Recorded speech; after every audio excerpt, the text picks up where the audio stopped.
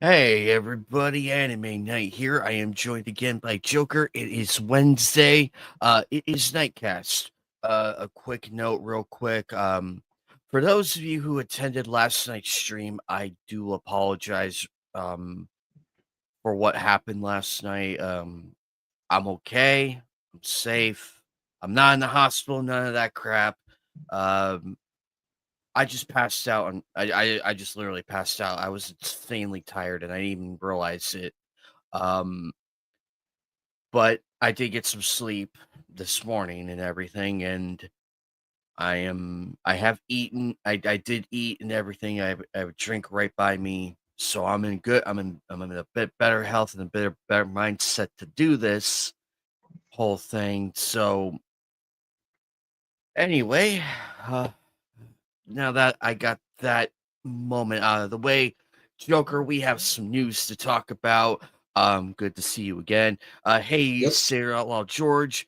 All right, what happened here? So let's see. Unfortunately, we have lost the creator of Dead or Alive and Ninja Gaiden series. We have lost Tobunabu Itagaki. So this one kind Uh, of shocked everyone because this came from the Facebook page that was activated. I thought this was a joke at first. Like, no, there's no way he's Itagaki Sensei's that gone. But then when you see the legendary Tekken creator Hirohari-san started tweeting about it, it's like, oh, he is gone then. This is a shock to the gaming community. This is a shock to the fans of Itagaki's work, but most importantly, we lost an extremely talented individual. Yes, some of the last games he's made it hasn't quite been off the charts lately, but here's the thing. Itagaki Sensei was a gamer. He was a very passionate creator out there in the world. I know like Maximilian's getting a little hate right now, but it's like he made one joke, that's it, about the character designs for DOA 6. But he also stated that like, look, I can still recognize someone's passion. Wanna know why? Because when making one of the Dare Alive games, they were he said that, oh, we made it hard, but then the gamers said we made it too easy. He said, all right, let's make it challenging then. So it's like, whoa, okay, that's how you do it. But also, it's sad the fact that Itagaki Sensei was not really that old, guys. He was a relatively like young individual out there.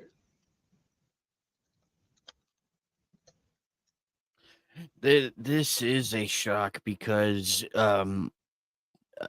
it's a shock because when you hear something like a celebrity passing, it's like, wait a minute, please be, because we've had instances where there have been false rumors, and it did turn out to be false and everything, which is why it's like, wait a minute, let's see if anybody else is talking about it.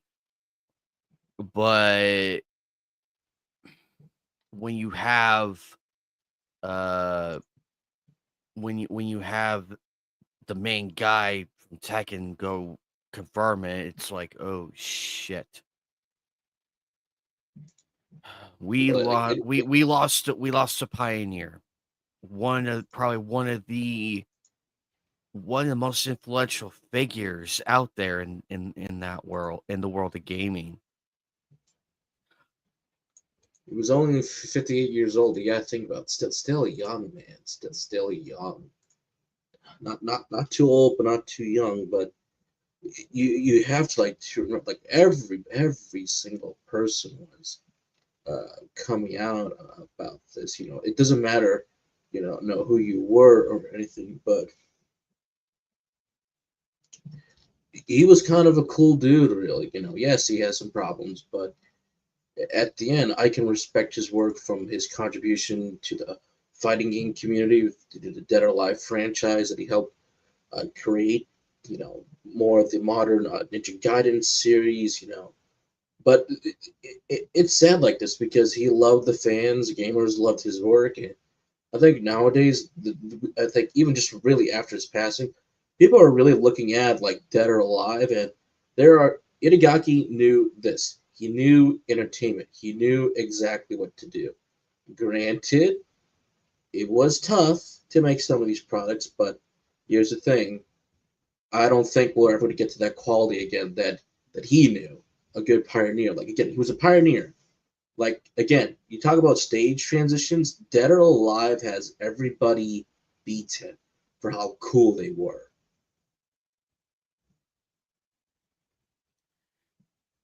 Yes, indeed. Yes, indeed. And this begs the question: what becomes of the Dead or Alive series?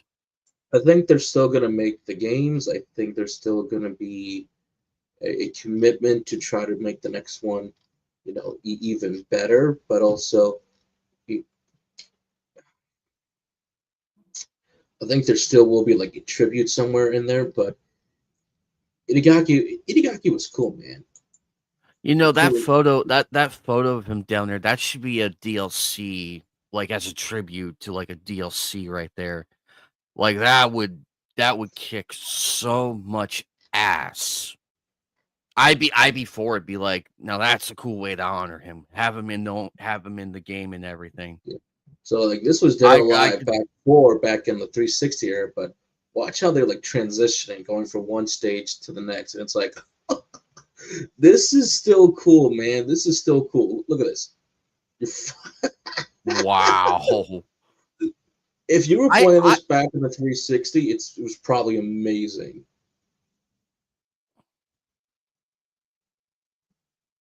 Oh, wow, look at all the promotional. Oh, congratulations on the Xbox. Wow, I feel old. It was on the 360, guys. That's how cool Dead or Alive was.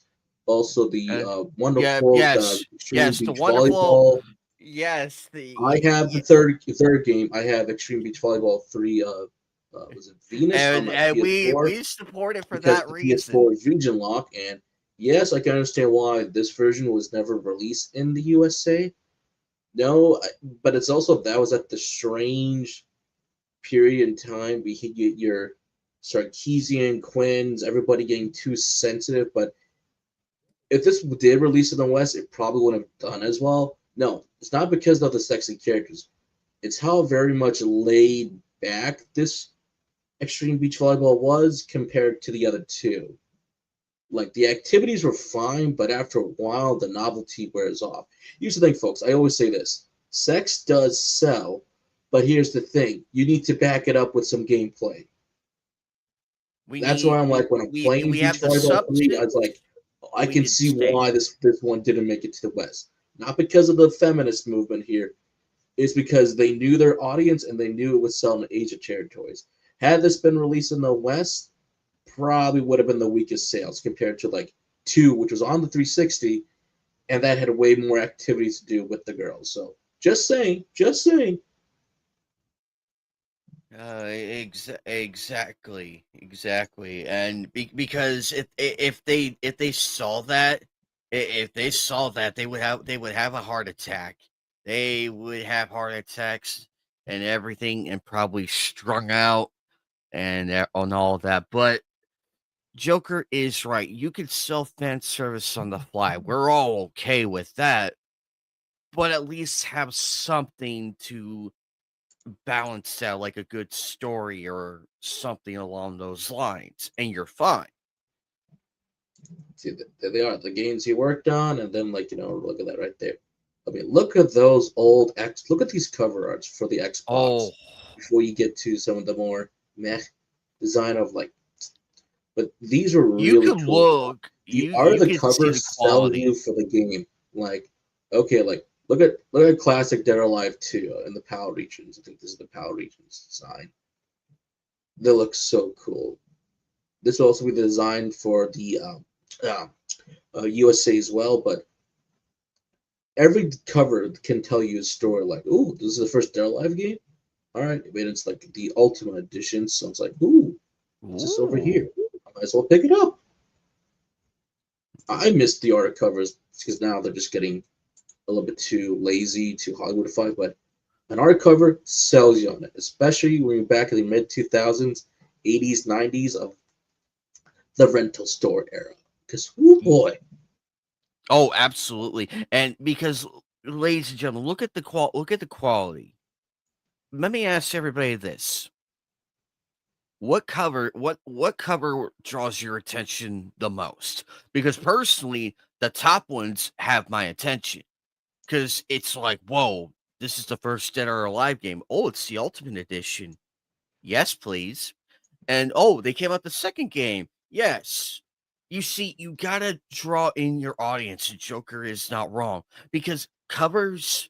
I mean, aside let's put aside the gameplay, the trailers, and all of that. Let's put all that aside for right now. What also sells your game, and not many people talk about this. This needs to be talked about a lot more. Are the game covers? That's what draws sales. Also, that's what draws sales. Or in the digital store, you could do the just a cover image of the game. Make it cool, make it pop, make me and Joker go, "Hey, what's this? This looks amazing." We're voting with our wallets here. You're asking us, "Hey, let's sell you let me sell you The cover uh gets you in the game, and then the back sells you with more on the details. So that's the exactly. big point. Nowadays, some of the covers are just They're so okay. They're generic. fine, but there was an art form, man. There was an art form to this. Just sell me this I body miss pillow. Sell me this body pillow. that. But either way, I'll miss Itagaki. I wish he had one Yeah. more game. He did supervise the Samurai Jack game in time. That was after season 5, so at least he got his name on there for one last time. But to truly play like an Itagaki game for one final time, I think we missed out unless he was working on something, which is gonna be a mystery. But for the gaming I've community, for those who knew him, for those who got a chance to meet him, his friends and family, my heart goes out to you guys because what a legend. Wish he was still with us, but there's something I've noticed with each passing, and I'm gonna keep this as respectful as I can. I've noticed whenever Toriyama and all these wonderful people are working on something big and something bold and everything, they pass away before it can happen or in the process of it. I've noticed that lately.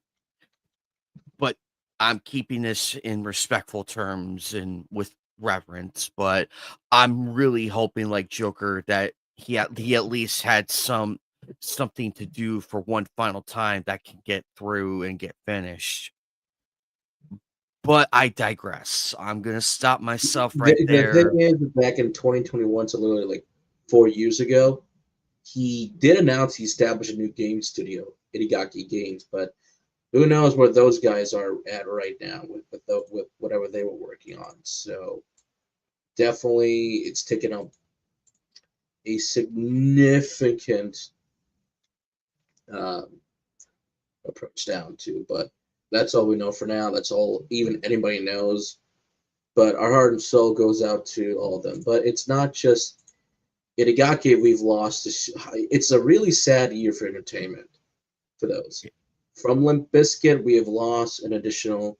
We lost Sam Rivers from Limp Bizkit. This is their testimony that they have stated out there.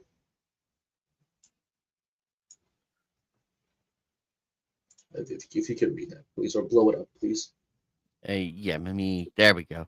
Today we lost our brother, our bandmate, our heartbeat. Sam Rivers wasn't just our bass player, he was pure magic. The pulse beneath every song, the calm and the chaos, the soul and the sound. From the first note we ever played together, Sam brought a light and a rhythm that could never be replaced. His talent was effortless, his presence unforgettable, his heart enormous.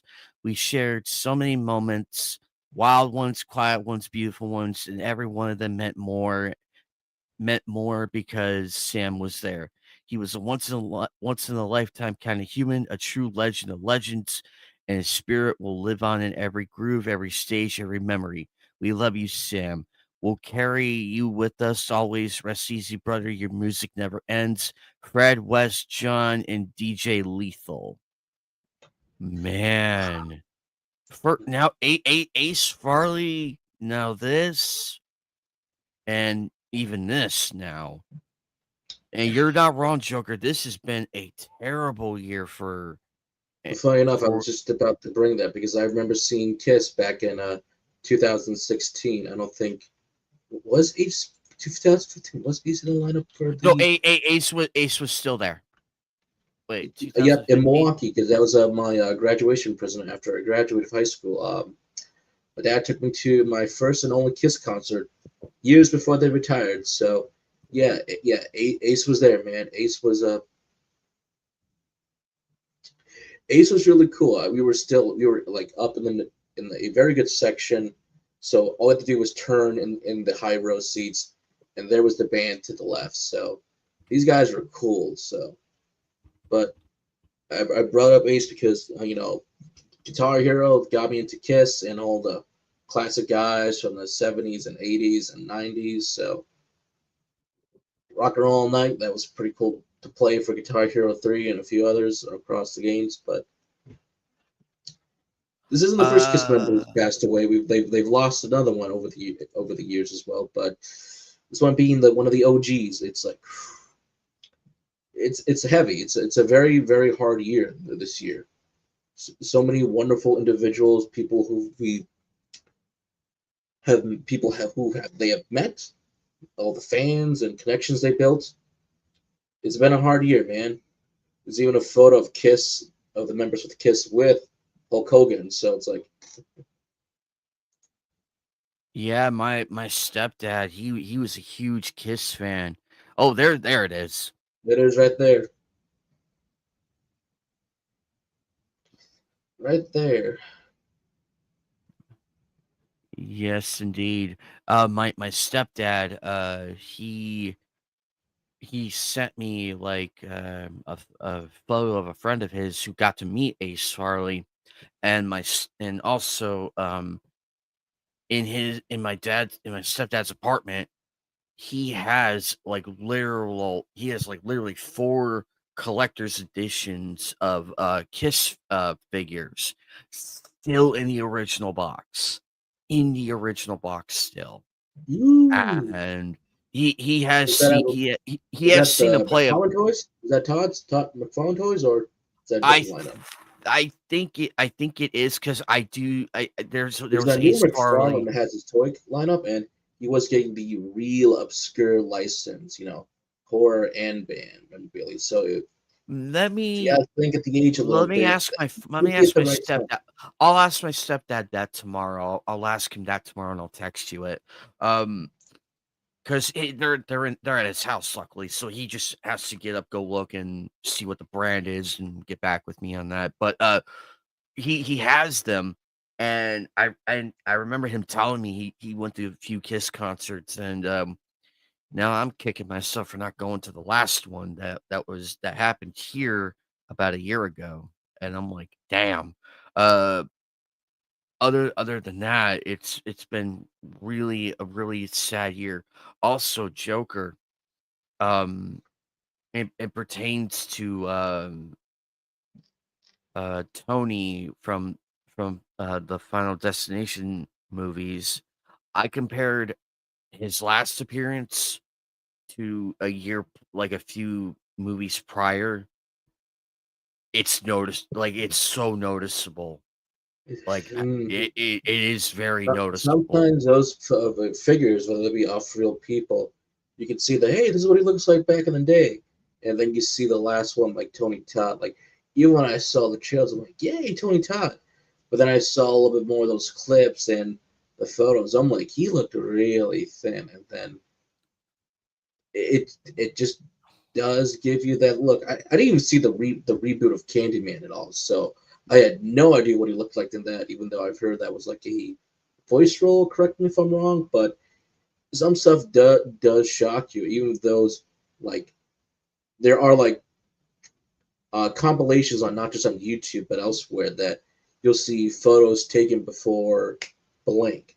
Like, have you seen the photos that like just of what a couple shot just before the infamous on 9/10, just before the next day? It's a very haunting photo to look at, or just people recording stuff just before stuff, or like I took a photo with this guy the next day, then they're gone. It's like, man, I just met that guy. It's like, wow. Some stuff can be haunting to even just see the slow degrading over the years. Like even Chadwick still haunts me because he looked very healthy, but then it's like is he okay? And then that Instagram photo came out, and then before that it was him in a wheelchair. I'm like, is he okay? That Instagram video, that just shocked me. I'm like, is he okay? And he was telling everybody, he's like, don't worry, guys, I'm okay. But then the next day, again, the Killer Critic sent me a message on Discord. It's like, no, Twitter. He's like, I'm like, you're joking, dude, you're joking. But then I went to his wife's page, and it's like, oh no, that stuff like that just sticks with you like forever. And like, even when my puppy was passing, like my parents wanted to show me that his breathing isn't getting better. I was like, just me trying to be more optimistic. I'm like, he'll get better. The following day, I think it was just them just saying that it's time. So that does haunt you. But we're going to try to move on, try to be a little bit more positive. But I cannot, in good intentions, with me, move on. Where is it? Oh, there it was. I gotta go to me, because we are going to talk about what happened at TwitchCon. We are going to talk about it because I was wondering if you wanted. I was wondering if you wanted. This is still relevant because we need to talk about it, because you got New York, because you got put the picture up there. Put the picture that you sent me up there. It's not just the New York Post. It's TMZ along with a couple of others who have posted the. I love this because it's so true. With this picture right here, it's perfect for the situation because it gets my blood to be boil for Twitch. So what happened at TwitchCon? Well, if you haven't heard the news, Aramu herself was assaulted. Not allegedly. There's video. There's proof to all of this. Hello, Vanessa Kitty. Hey, Vanessa Kitty. Twitch staff, con security, failed her, failed many of the con goers, many of their employees, and to me, it is disgusting that even the CEO of Twitch is trying to bury on the rug. It's like, oh no, we did everything. To summarize the events that happened very quickly, Aramu was doing a meet and greet with her fans. She requested, even before then, to have her regular security guy over there. Apparently, he did his job very well, protecting her a couple years back ago. But then they're like, yeah, no, you're fired now. You're going to have our staff now.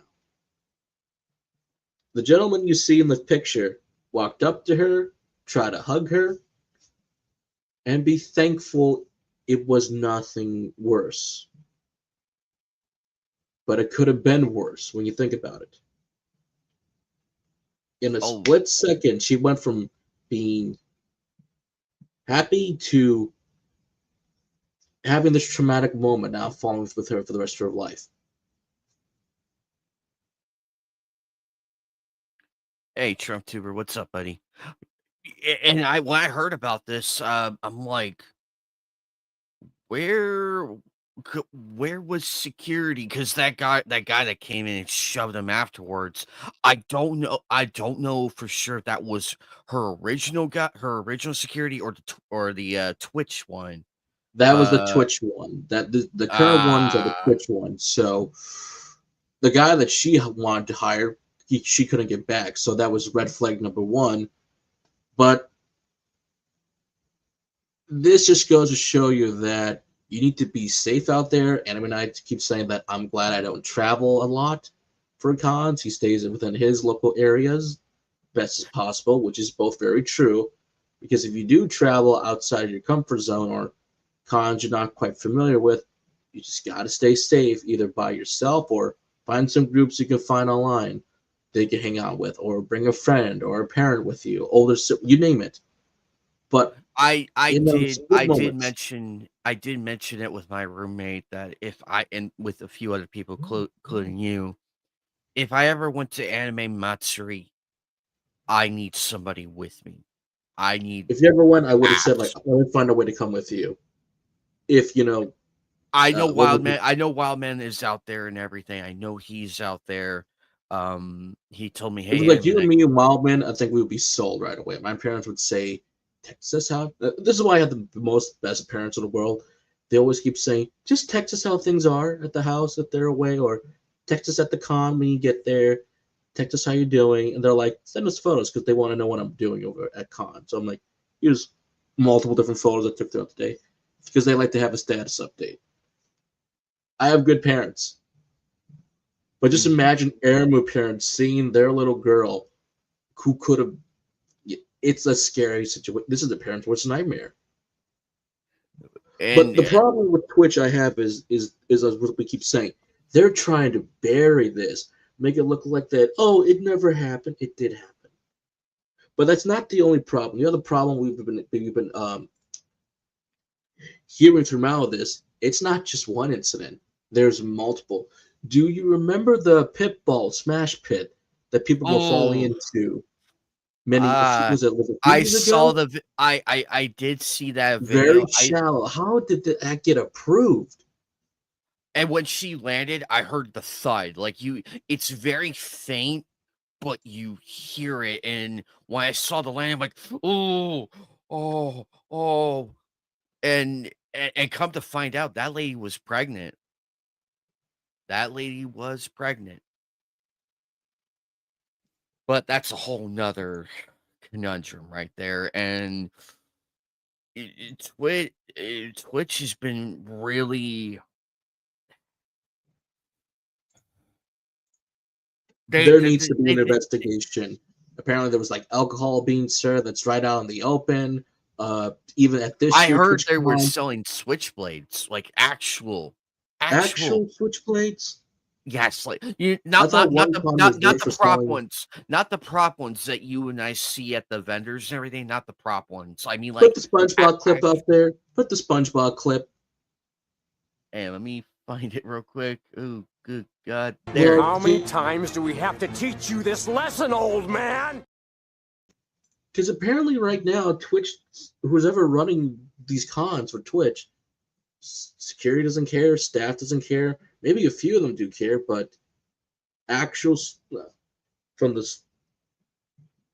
ball pit incident injury, from Aramu, from switchblades, alcohol being served, and this isn't the first time that a SA incident has happened either. Apparently, Twitch has a history of it too. Mhm. So And this is just rabbit hole after rabbit hole that, in my opinion, for those who are on Twitch, don't start go. to Don't max go. Exodus now. You need to. That company does not care for you. Even those who were at the con had their gifts for the fans thrown away. It feels like every day now we're seeing something different from TwitchCon, and you can love or hate Asmongold, but even Asmon warned people do not attend this year. He on the money yet again, and a few others are saying I'm not Actually, going this anymore. and oddly enough, this actually happened on the weekend I was at, UwuCon, over the past weekend, and a few of my friends, texted me about, "Hey," they're like, "Hey, did you hear what happened at TwitchCon?" And they're like, "You're at a convention, right? Are you okay?" I'm like, "Yeah, I'm fine. What's going on?" I was just going to text you saying That's that, dude, are because you okay? that's why I I was just became going to aware of text you. this that's why I became aware of it. There needs Go to be ahead. lawsuits. There needs to be investigation. Those who are on Twitch, start leaving. Go any place else now. Heck, if Facebook Gaming was still alive instead of being shut down, I think Facebook would have been an interesting place to go. Or I think they'll just come back to. I think some of them will just start streaming on YouTube again. I know I do that for you, and I do that multiple times throughout the weeks and days. So Yeah, if we get some of them over here, maybe YouTube can finally fix their darn video. I'll put instead of having shitty 48720p, we'll finally get up to the 4K UHD. I agree. We'll have all those wizards now. But End of the day, Ermu, start suing. Start suing. People on Twitch, start leaving. I think Twitch for Amazon, I think they're going to shut them down because Twitch has been losing money for years. And I think right now Amazon has the excellent opportunity to say, you're fired. You're fired. Shut it down, boys. For anybody watching who's a VTuber, don't go to TwitchCon 2026. I don't think there will be a 2026. I think it's going to be shut down. That's my opinion. Although, if I'm wrong, I would personally. I'd rather go to San Diego Comic-Con or San Jose Comic-Con. One of the two. If in Cali, I would just do that as an alternative.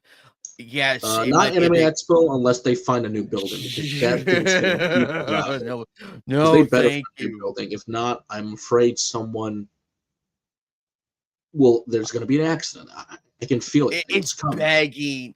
You and I saw the photos. And not videos. To mention the earthquake a few years back ago, where some of them were in the building, and it's like, yeah, I'm glad it was only just a rumble, but it could have been so much worse. But anyway, let's move on. We need to find stuff that's more positive. And I wish Phoenix was here right now because you might go, okay, what do I have for him? And apparently an adult Transformers G.I. Joe crossover series is in work. Based on Robert Kirkman's Energon Universe comic book series.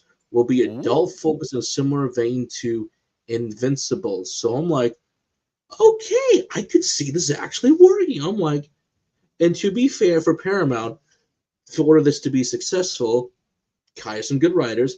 If the crossover was a good by fans, hopefully these guys are excited because this is your thing. This is what we want to do.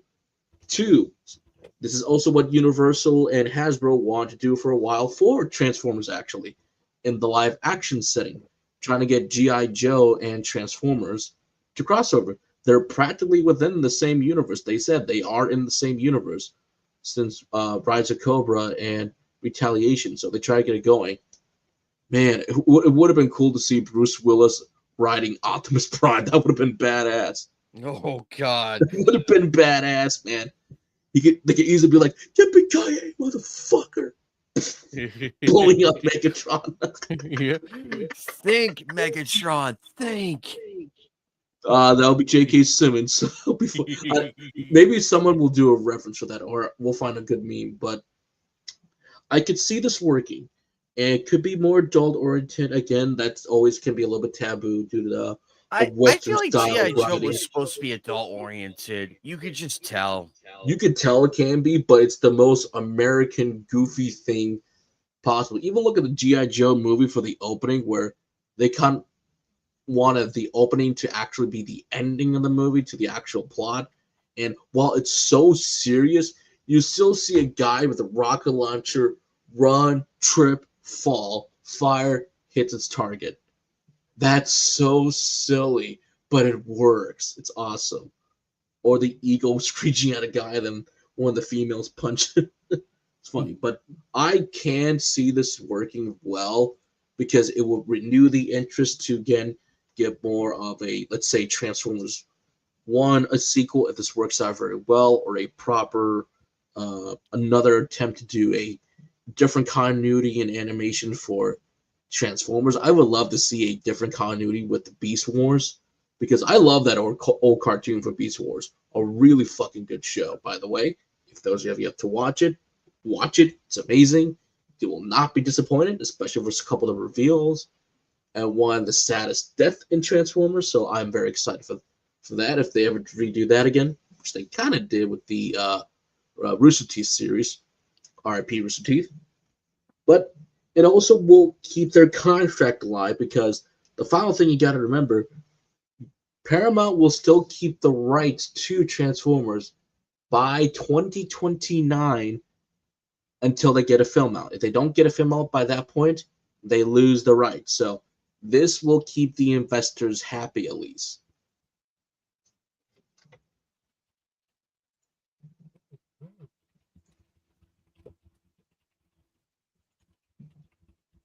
Absolutely. I'm excited for this.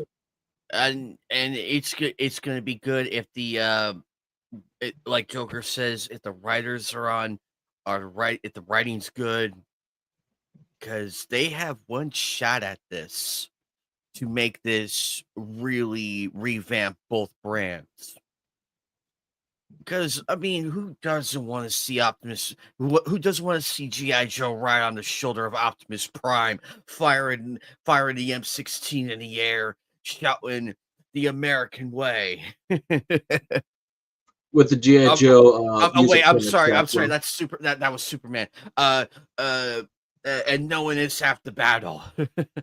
My bad. I got the two mixed up. Okay, but so I'm excited. Good luck to everybody. But you know who gets a good luck? The man himself, Freddy Krueger, Robert Englund, getting his star on the Hollywood Walk of Fame. Well, about time before the man goes away. Thank you. About time. Long overdue. He should have gotten this like 20 years ago, at least. But better late than never. Better late than never. So finally, yes. And you're not wrong. He's still alive, and he got to experience it. So that's a mega plus. That's the bonus. That's a plus. He's still with us. He'll still get it. Still doing. I wonder what that day was like for him. I wonder, just waking up, saying, "Hey, Robert, you're getting your star on the Hollywood Walk of Fame." Yeah, baby.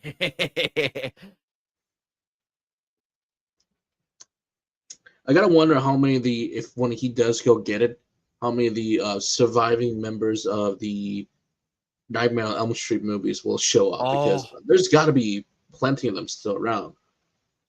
Wait, was that Wes Craven? Yeah, it was Wes Craven. Okay. Yep, Wes Craven. It's still. I'm sure Wes is happy. I'm sure Wes is happy. I hope the man is happy, because it still hurts that he's gone. It still hurts, because this would have been great, like him and Robert hugging on the Hollywood Walk of Fame and celebrating and everything. Don't forget a young Johnny Depp. Hey, the young Depp. Yes, indeed. And it's just so crazy that we finally get to see it. I wonder, Joker. This begs the question now: who else should get their walk of fame? Who's long overdue for it? I'm trying to think of a few people. Robert's crossed off my list now because he finally got his. I don't think, did Brendan Fraser ever get his? Because he was such a huge star in the in the 90s and a little early 2000. Did he and then get one? I can't remember for the. This is gonna bother me. This is gonna. Maybe. Like Hollywood.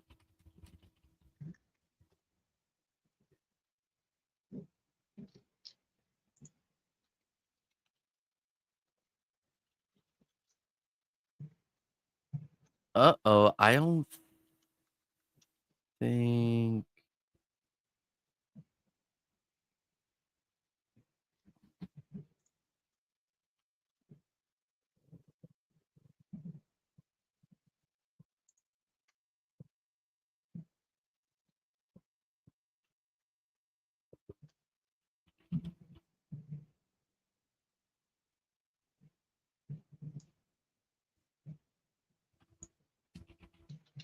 Oh, good. Oh boy.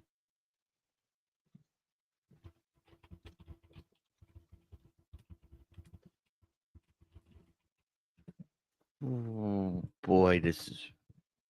Can't quite remember, but No, he doesn't. He doesn't. doesn't have one. He Okay, doesn't well, have one. He doesn't have one. Well, get that man on there. Get we'll the get that man one. on there. Hey, Neri, get that man his star now. He did good. He did wonderful in The Whale. He did wonderful in George of the Jungle. The Mummy 1, 2, and yes, the third one. Get him. He has my nomination for. He has my nomination for 2026. Hollywood, as much as we hate you, can you please at least grant us this request? As much as we hate you, this is just the one request, the one thing we are asking, because every motherfucker on the planet would be there to see this. Get Brendan Fraser his Walk of Fame now. You gave Robert Englund his. Now get Brendan Fraser. I don't care how much it costs. I have money. But anyway, moving on. Now I got that on my system.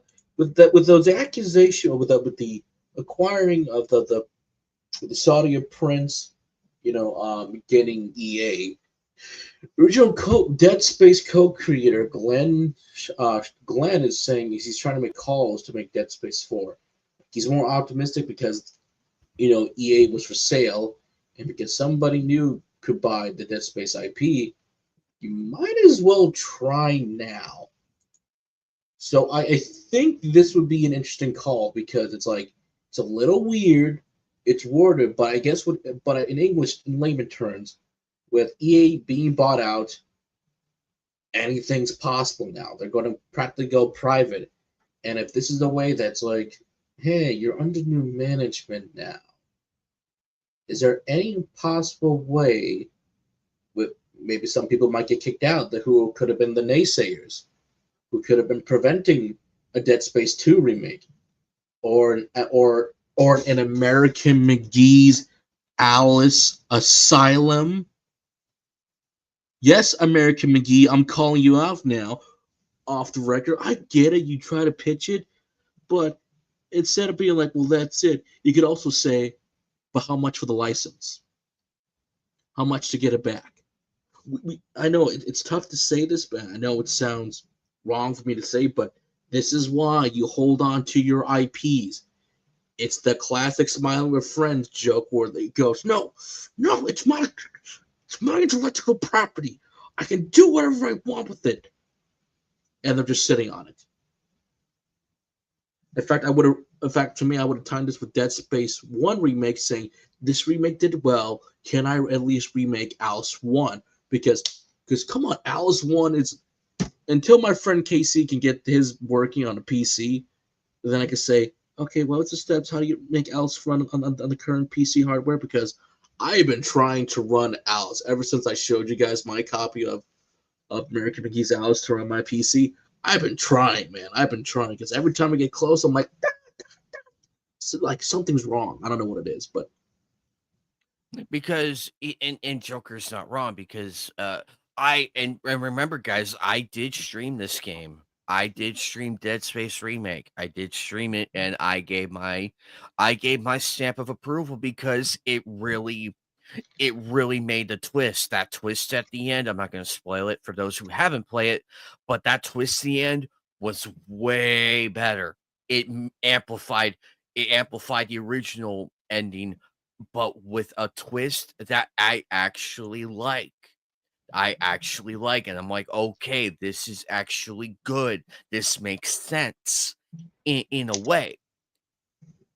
Dead Space 2. Here's phenomenal. my bucket list of this. Yes, it is very phenomenal. I love it. Here's my bucket list on Dead Space 2 remake. Have it be like Resident Evil 2 remake. Keep what made it great. Well, basically just to emphasize emphasize on the horror aspect. I still get creeped out every time I walk through the kindergarten school in that level. I still get terrified. Don't get me started, man. And Essentially, what I'm saying, do what you guys did with Dead Space 1 remake, faithful to the point outside of a few areas, which were okay, and make the improvements that are necessary. Because I am not going through. Well, actually, I could go through the entirety of Dead Space 2 exactly the way it is, but don't chicken out.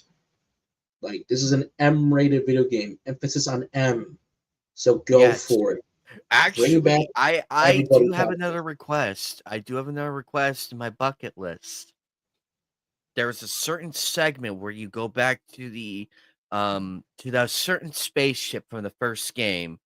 Make that more horrific. Like, make it look like, holy crap, like it's still there, but amplify that times 10. When we go back to the Ishimura, I'm like, ooh. Amplify that came times out of 10. nowhere, 'cause I thought we were just going to be on this thrill ride, and then I see that, I was like, oh no. Not again. I'm like, no. oh no, here come the flashbacks. Despite the fact Here come the knowing flashbacks. that the whole planet was destroyed, but the Ishimura survived somehow. And I'm still telling you, no one is still going to beat Dead Space 1's twist. That was so brilliantly done. It was done even a little better in the remake, just a little bit. Because I knew the twist. It was coming. It's like, oh, there it is, there it is, there it is. And then they flip it on you. It's like, whoa, that was what? Great. All this time. If this does give like Glenn the opportunity to get Dead Space back, and they fully remake 3 as well, and then do a proper Dead Space 4, because that DLC is just on such a sour note of a cliffhanger and not knowing what was going to happen next. Then thank you, Glenn, and thank you, Saudi Prince, for saying yes. So we got to owe it to the Prince, at least. That's the joke, because if you go on Steam and find the Saudi Prince account, he is a man of culture. So, but also to McGee, if Glenn gets the IP, please just try one more time and just say, "Give me the IP." You're doing nothing with it. I don't care how much they offer. Just do it. I know, but people are going to say, but he already tried with it. And I get that, but EA was stupid for saying no. That's the problem. EA said no, and we all said, damn you, EA. Because McGee is just cursed. But of course, David will also talk about that as well, but that's another time for another story. Well, Guillermo del Toro, I don't know what that this man's on right now, but he's riding the coaster of a lifetime. He's got a stop-motion studio coming to Netflix. He's got his next project in the work. After Frankenstein, someone's asking him interviews or questions like, what would you like to do next? And I guess not his next one, but an idea he threw out there in left field. He wants to at least be, air quote, interested loosely in a Phantom of the Opera film. It is such a classic tale, but I would do it differently. I have a couple ideas for now. I'm going into crime and stop motion. Basically, what he's saying right now, maybe not now, but I'm doing stop motion. And Guillermo has said that he is stopping live action films and for a while, and then doing like his clay animation stuff, which is perfectly fine because Pinocchio, beautifully gorgeous. Also, for those who are saying that I can't make Pinocchio, their camera wasn't that expensive. It was on a GoPro. No, yeah. I'm not lying. I saw the behind the scenes stuff on Netflix, which they do for some of their big pictures. It was filmed on a GoPro. So if you know someone who's in sports and has a GoPro, that's right. You yourself could be filming the next Pinocchio. Just think about that. Gilmore is just. He's on a Every roll. time you turn around, he's doing something. Like, He won oh his my big goodness! Oscar with The Shape of Water, one of my personal favorites for him. He got me into horror due to Crimson Peak. Crimson Peak. That was a good one. That was a good one. I was scared because I was like, okay, back in the day when Stephen King was still good, I'm like, wait, he's praising this? I'm like, it doesn't look that scary. I'm like, Guillermo. I was like, all right, I have to go see this in the theater. It's all in the theater. I wasn't the only one. Thank God I wasn't the only one there because there were a few scenes where I was just a little uneducated horror guy just going. So you got me, Guillermo. You got me. So thank you for making me a horror fan. If I ever meet you, I do have my Crimson Peak Blu-ray. I want you to sign it, and I want to say thank you for making me a horror fan because, man, horror's great. But Guillermo, whatever you do next, that's great. I'm here for it. Real quick, I could a Phantom of the Opera in stop motion. That could work if Gilmore knows what he's doing. He knows what he's doing. Knows what he wants to do. And crime, I could see that happening as well. It's a different take on it, which I'm for. I love the original Phantom of the Opera and everything, but I'm willing to give Gilmore del Toro a chance at this. I'm willing to see what he does. I'm gonna keep my expectations low and say, okay, Gilmore, show me what you can do. I'm just gonna sit back and watch.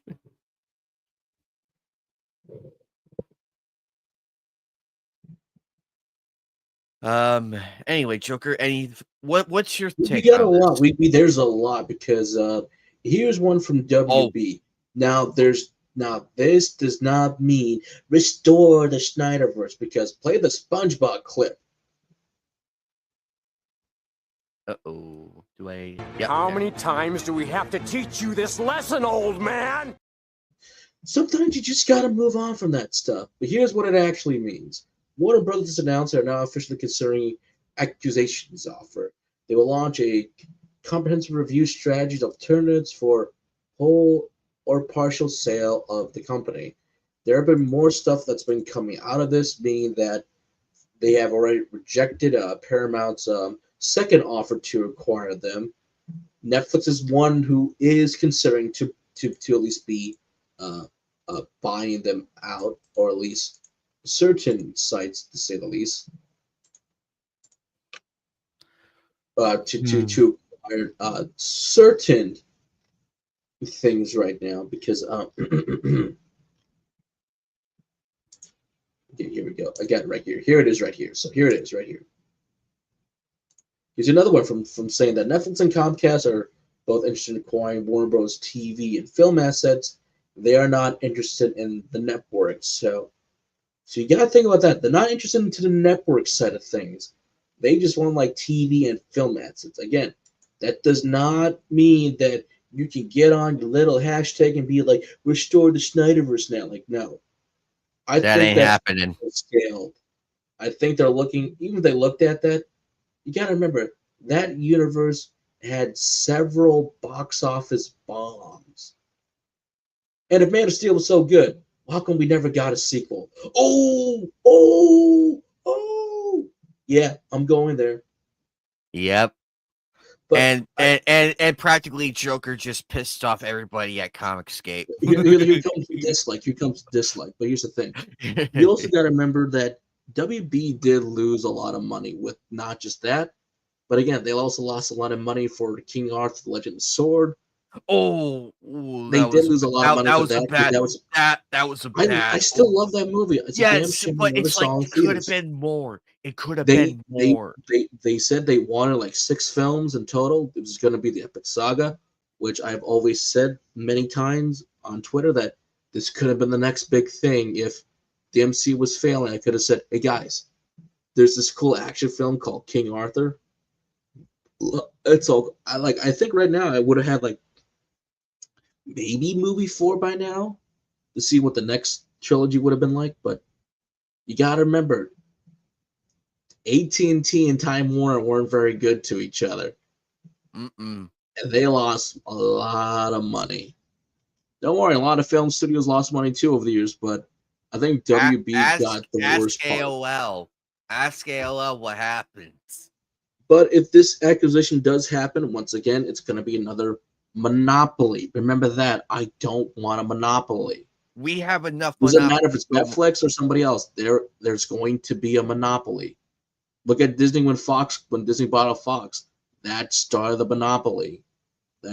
Disney may have a lot of stuff, but it just depends on who's making stuff. You never know what's going to sell for a TV show. Everything's expensive.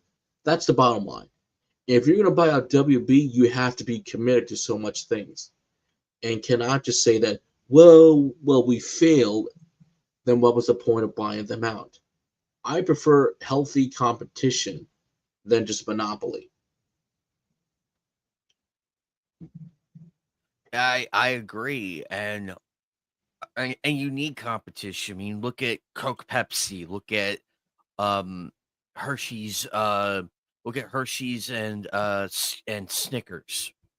We have competition here. Competition is good. Look at the WWF and WCW at the time. It's good to have competition because it brings the best of you out, and you do things that you never thought you could do, and there you go. And I could see why they're doing this. Neri has a question. Was Kids W part of the monopoly? Kids WB shut down a long time ago, so I highly doubt. Yes, it did shut down a long time ago, but that is actually a great question because now they're actually, no, let me back up a minute. Let's see. Warner Bros. TV and film assets. So actually, Neri, it's actually an asset, even though it's defunct and everything. Technically, it's still an asset. I mean, technically, it's still an asset. So we'll see where this goes. But as Joker and I have stated many times, we hate monopolies. We hate them so much because there's only a few times where some good came out of it, but of all the times, um, I'm not going to get into it right now. it's a long story, but And people definitely laughed at me for it, but guess who was right? Who's laughing now? But who's laughing now? Animaniacs got the last laugh. To me, it just does not feel right, and I get, but people are gonna say, but WB is having good. They may be having the best year they had in years for films, but you still have to remember all that money they've lost. This goes to everybody. The money you lose is something that you're never going to fully recover. You're going to still be paying off stuff like reported this year, despite Lilo and Stitch doing very, very well at the box office for the live action remake, Disney still said we lost money on Lion King, Mufasa. They lost money on Captain Falcon over there, and a few other projects. Even Isla, which I thought was still going to be good, Pixar lost so much money on that. And it's like, ugh. And part of that is the reason we keep saying this: stop overspending on films. No film in the history of the world right now should be costing $200 to $300 million to make. Just, oh my God, I can do this actually. I can do this. exactly why there's no way that, because if you look at the film budgets from the late 80s, early 2000s, they were within reason. They're like, I'm like, okay, it only costs like 150 million to make. Okay, that's reasonable.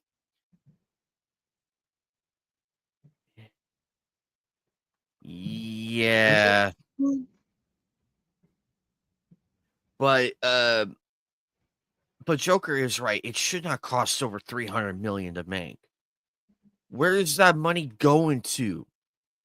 WB, where? Because obviously it's not going in. It's not going to fund the directors or anything. That is for sure. I mean, no, but I will add to this. Yes, WB has had a good turnaround in movies lately. Yes, there is some water to that pail right there. There is some water weight right there. However, as Joker has stated, it does not make up for the losses though, because it's not just here; it's everywhere, and he is correct. But I do see the positive though of that slowly You might be funneling. backed up by a few others. You might be safe a little bit better. Maybe stuff goes into certain things get done. But the one time I'll praise the Oscars is when the presenter said this: instead of spending $200 million for one film, you could spend $500 million on 40 films. Think about that. $5 million budgets go to 40 different films. Their quality can vary. They can all be great. They can all suck. There could be a couple of hidden gems. But think about that. 40 films that could never see the light of day just now got money. That's wonderful. Like why do this? Or you could be like Disney, which we finally find out what was the budget for Rise of Skywalker? Close to 500 million. Apparently, it's within 416, Oh, making this one of the top 5 most expensive films of all time. That's not even getting to marketing. oh. Actually, Joker, you know the first Matrix movie? Yes, You get this. So here's a comparison, ladies and gentlemen. The first Matrix movie starring Keanu Reeves, their budget was 63 million. And they in the box office was 4.67 million. You tell me, and here it costs 415 million to make. Or 416 million. silent film era. The most expensive film back in the day, back in 1925, was Ben-Hur. You gotta think about this. Remember, there was no 100 million yet. The silent film for Ben-Hur back in 1925 cost them $4 million to make. Just that for inflation, that thing just skyrocketed. Yep. But if you But want to know more, Wikipedia is not all that accurate. Here's the most expensive like estimated cost in millions. Skywalker is now number 1. Then Dominion, after everything, that's just the budget for everything. You're not also counting like everything else. Force Awakens, I know that was like, sheesh. I know they say 200 million back in the day, but now this is where it's at. Even you, Fast X, after the which was still, and I know the reason why we aren't getting the new Fast film right away. It's because of this right here, $379 million. Like, how much did it make again? Oh yeah, that's right. They said that it barely turned a profit. Think about that. You barely turned a profit, and no wonder why they're saying, "Nah, not yet. We need to get this sorted out." Even Pirates, remember Pirates Caribbean Stranger Tides? yeah. That was considered to be the most expensive, even with what was it? It was at World's End back in the state. Even Netflix will spend a lot of money. The Electric State, which bombed hard. This thing bombed 320 million for slop that ruined the original book. That felt like a generic action film. Oh. I remember looking at the Electric State trailer. I'm like, this did not cost them $320 million to make. And that's probably not on the cinematographer's fault.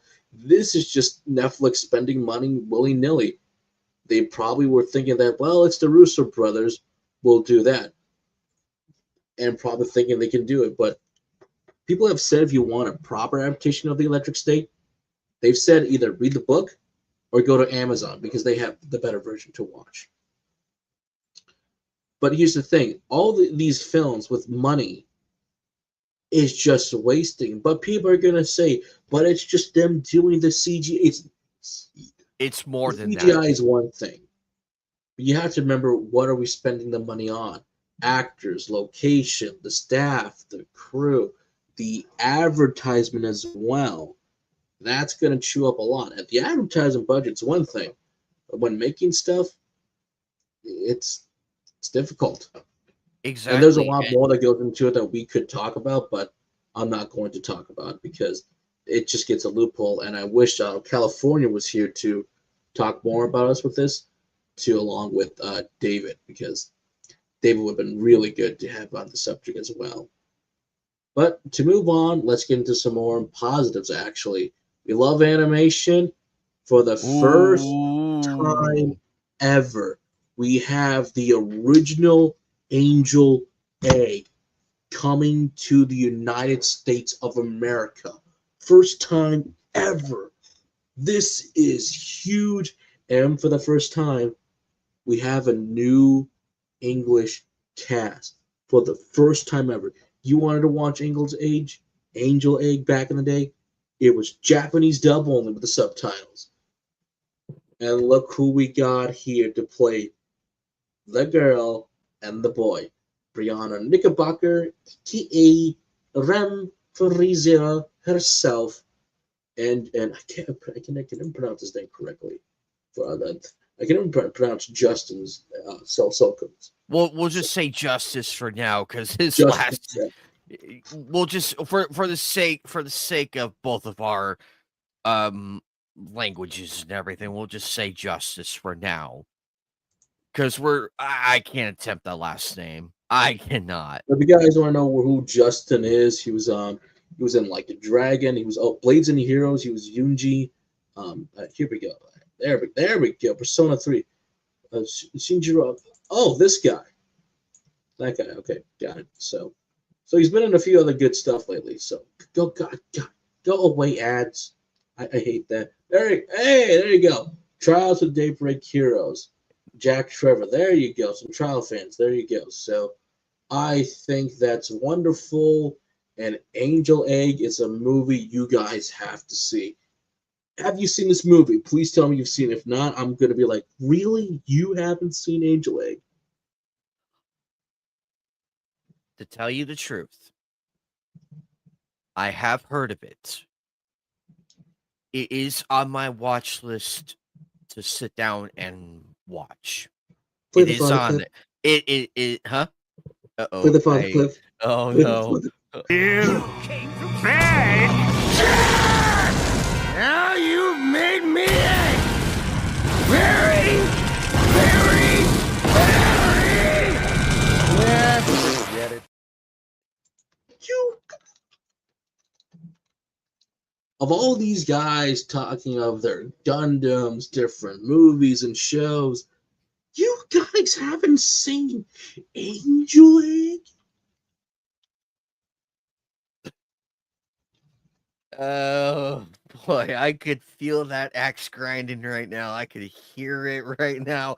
This may be our last Knightcast for a while after this. I know you've guys seen Pap Labor. Yes, This that is the one. same guy.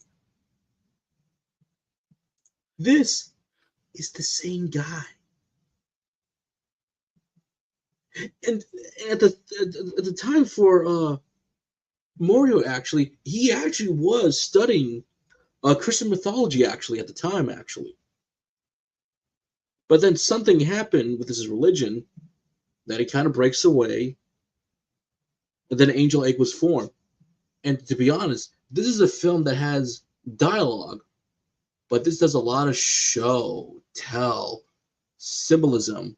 Like I said, going back to over here to Angel Egg, this is literally the names of the characters. They have no names aside from the girl and the boy. But take a look at the boy. What do you see? That's the only hint I will give you.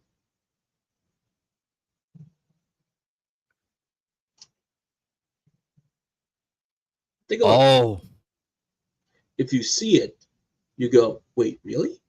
Mm-hmm. really? Do you see Oh, it? I do. I see it on his. He's holding it. He's literally Yep. holding it. I am getting Wolfwood vibes right now. I am Uh, not going to say anything else, because this is also not the film that you think it is. Because Angel Egg, without a doubt, is very much an art house film that you have to experience. It's all beautifully 2D, hand drawn, wonderful, a great score to go along with it, a beautiful symmetry, symbolism. It's a film that I was expecting that I was gonna like at first, but I'm like, dude, I was like, wow, this is great. Even Chris Stuckman even bought the art book and had a translator be like, okay, what does this say in the art book? That's how far and dedicated he was.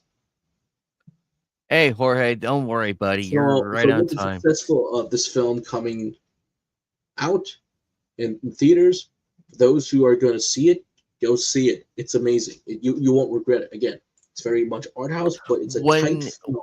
It's when amazing. is when is this coming out? Do you Okay, when's it coming out? North American Theatrical release. Aha! Thank you, G Kids. It's coming out in Dolby Early Access. Hey, my birthday! Hey, that's about that And in right there. theaters everywhere, November 9th. Wait a second. Ain't That's that? during Colossal Con North. So I have a chance because the hotel we're tied to is connected to an AMC theater. This could be my only chance to see this on the big screen. Ooh. There you go. Timing's And everything, if but if are it we gonna plays get if it it though? plays here, I will do everything in my power to go. But here's the synopsis of this. In an underwater city, a young girl takes care of a large egg she holds carefully in her arms, a treasure that she believes is an angel's egg. A boy with a gun arrives in search of a bird he saw in his dreams. At first, it seems as if feelings of sympathy are developing between the two. And then one night, the boy crushes her precious egg. 40 years after the film's original release, G-Kids is proud to present an all-new 4K restoration of the film. This film it's amazing, and that's like it's you guys gotta watch. It's amazing. I love Angel Egg. It's amazing. It's one of those films you watch it once, and then and it sticks with you. It's one of those films that will stick uh, with you. Speaking about films that do stick with me, so you guys love the Terrifier. I know I love the Terrifier films. I absolutely do. One of the stars from the first film, Jenna Canales, to lead an ocean-set survival horror, the the Hatchery. Set. So I'm like, ooh, so we got a new horror film on the way. So I'm like, hell yeah, let's go for it.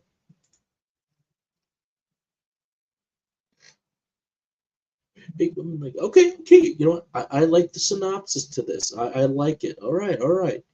Well, let's go. It's new horror film. You got a star power from Terrifier. This is the girl who was supposed to be the final girl. That wasn't the final girl because she gets shot by Art the clown. As in, she was one of the girls that were being terrorized by Art. The friend got I can't say that word on YouTube. That would get me demonetized. But the friend got the film to be banned in certain countries, and she got shot at. Oh God, Terrifier! I love you, Terrifier. So I'm excited. I thought she was a really good actress in the first film. Obviously, she gets killed off the first film, but I'm excited for new horror. Horror has been doing great. It's like almost like a great resurgence lately. This could be the worst film ever made. It could be the best film ever made. But hey, I'll take it. Go away, you stupid ads. Go away. I'm like Candace. No. I'm like Stewie Griffin right now. Go away, fat man. Go away, you stupid ads. Go away. How many times do we have to teach you this lesson, old man? The synopsis reads: 8 women awake in a darkness inside a cargo container with no memories of how they got there. Mommy. But all right, sounds cool, but I'm all for it. What about you? I mean, I'll check it out. I'm willing to put it on the seal of approval because I love Terrifier, and people looked at me like I was nuts. I'm like, you people lost touch with horror. You people need to go away. I enjoy Art the Clown is my But then favorite. again, these are the same Art the people who Clown see is my 50 Shades of Grey in theaters, so. And I'm guilty of seeing black. It's okay, Joker. You're forgiven. Well, the story for Black goes, 50 Shades of was it Black or 50 Shades of Grey? No, Darker. Oh my God, was it Darker?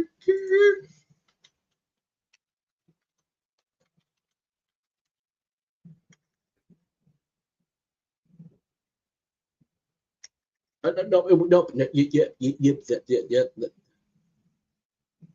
what was it? No, it was Darker. Yeah, it was Darker because how I saw Darker was actually the females at my job. They kind of kept teasing me about like, you want to come see the 50 Shades of Greys with us? I'm like, no, I'm not seeing Darker with you. No, I don't even want to see that. But to be a gentleman, I said, all right, I'll place this on our state's team football. If they win, I'll go. But if they lose, I won't go. Yeah, the team ended up winning the football game, and I was like, shit, I thought we were going to lose. And it was the playoffs, too, so I'm like, shit. And then I said, double or nothing? And this time I did win, because they lost. But as the gentleman, I said, I'll still go see this with them. Yeah, for the group, I was the only guy for our group out of 5 females. So I'm like, I wasn't the only guy alone in that theater. I hate that when that happens. But anyway, I got some more stuff. But because now I'm going to talk about. Okay, where is it? I had it right here. There you are. Lo and behold. Yay, what a shocking surprise to no one. Tron Ares failed to turn a profit, despite it still being in theaters. I think this might be pulled after a while. Dismal Disney has returned yet again. I think it's gonna get pulled. I think Disney's gonna take their losses. They're gonna pull the theater, and just say that's it after a while, because I'm just not seeing that much respect to Tron Ares right now. Like we said last week with me and Phoenix having our debates, it wanted to be legacy, but it could not be legacy. It tried to be as little tongue-cheeky with words the placement timeline, but it just could not live up to the expectations. It's just the no intro. identity. I did see the intro of it. I did see the intro of it. I think the intro was like the best part, actually, despite It was. I'm like, different newscasts okay, and everything. Good. This is good. And I then like when you this. got to the music portion with Ares being programmed how to fight and everything, I'm like, okay, we got a setup. Let's go. But and then somewhere in the middle, I think people say somewhere in the middle it was lost in translation. And then it just it zigzagged on the highway, and the brick wall was right at the end.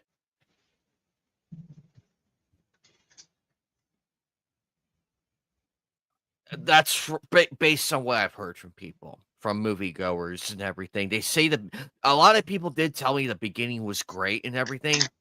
It's just the middle and end is where it was really lost. The parts that I actually did like within the beginning was that, okay, they're looking for, because the thing is about this, I thought this was going to be like the worlds colliding, like I said, with Clue and Legacy. He wants to get to the real world, and oh, they actually did it. They're finally in the real world.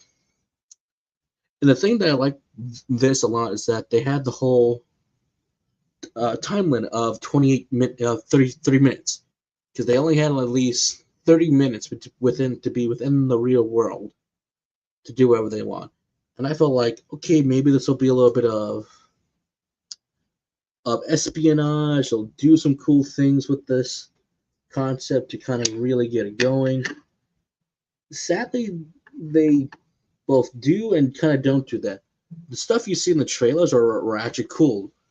Their light cycle scene is decent enough to get by because I liked it. I think it should have been pushed a bit more, make it a little bit better. Like they had like to make kind of like the downtown LA stuff that they were trying to do, make that a little bit better to do because you're like cutting cop cars in half in that one shot in the trailer in the movie.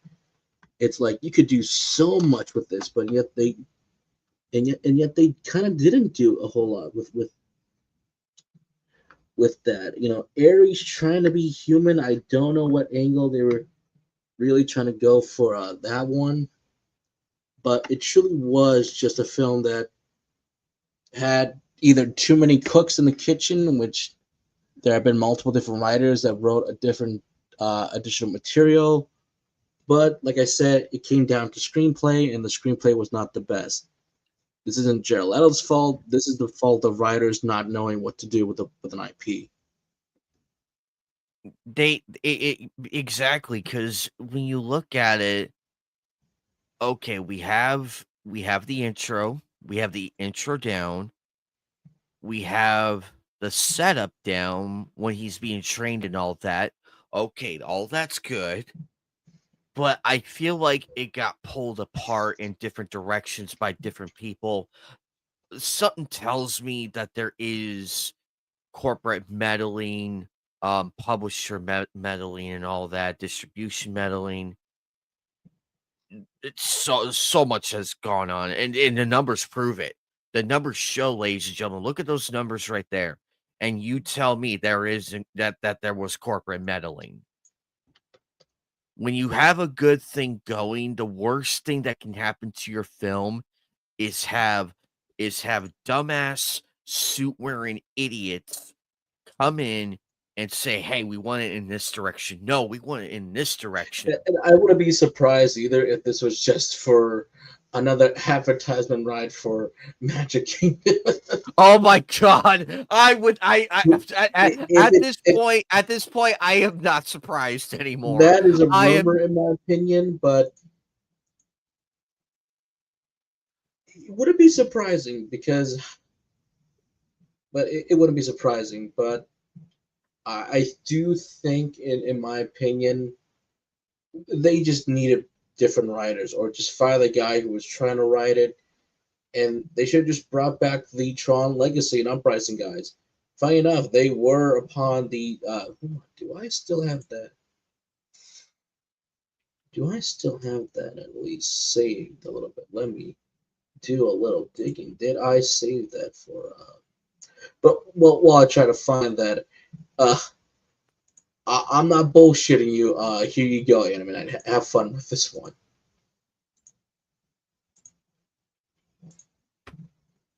what? Oh my god. Oh god.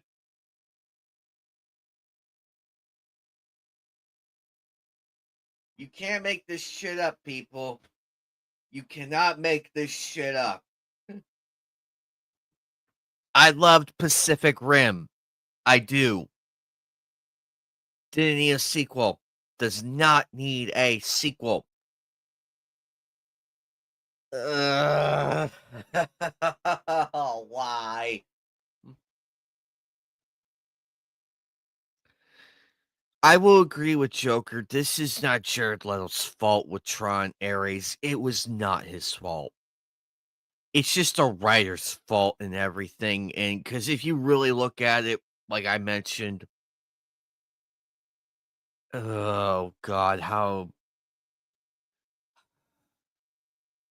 Warner Brothers. See, this is one of the times. One of the times, baby.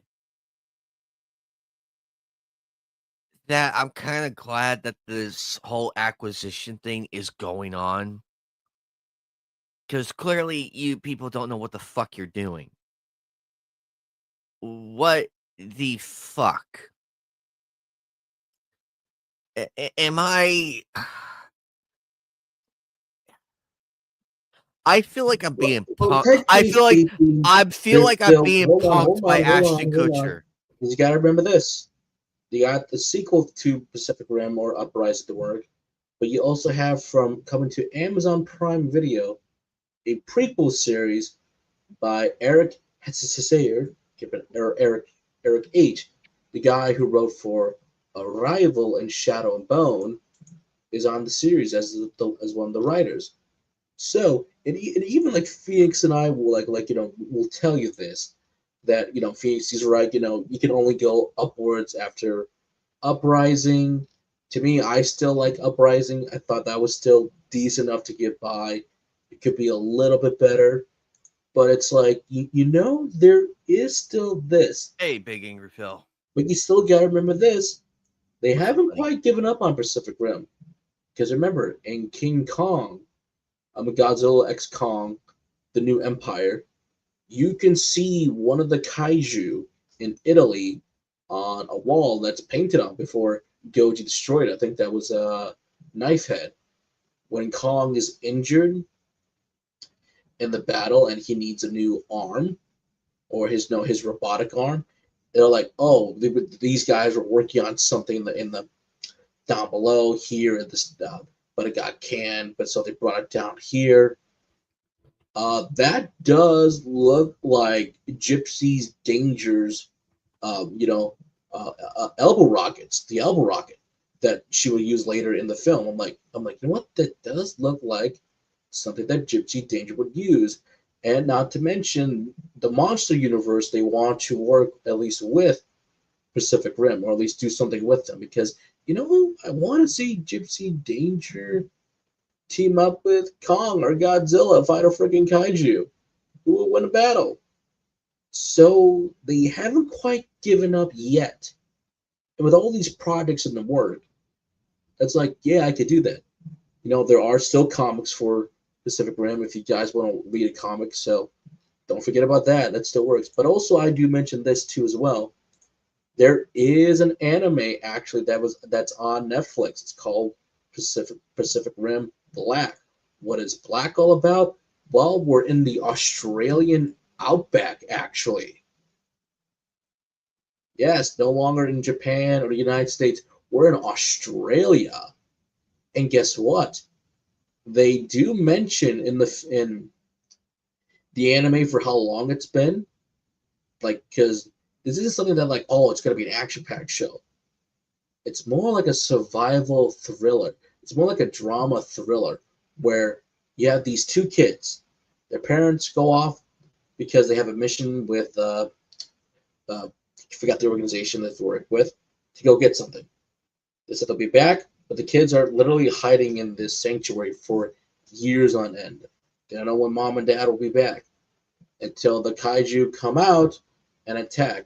These guys eventually find a training model Jaeger, voiced by Futaba Sakura's actress, and now it becomes that, okay, we're in this Jaeger now, we can fight back. But it's a training model, so it's meant to be shit. But here's the twist of the show. They're actually looking for their parents, and even they discover something that's like, who is this? And in the anime, they also mention like pilots that were like the solo pilot, like we saw in Pacific Rim 1 for a little bit of Idris Elba's character, the lead, and what they did.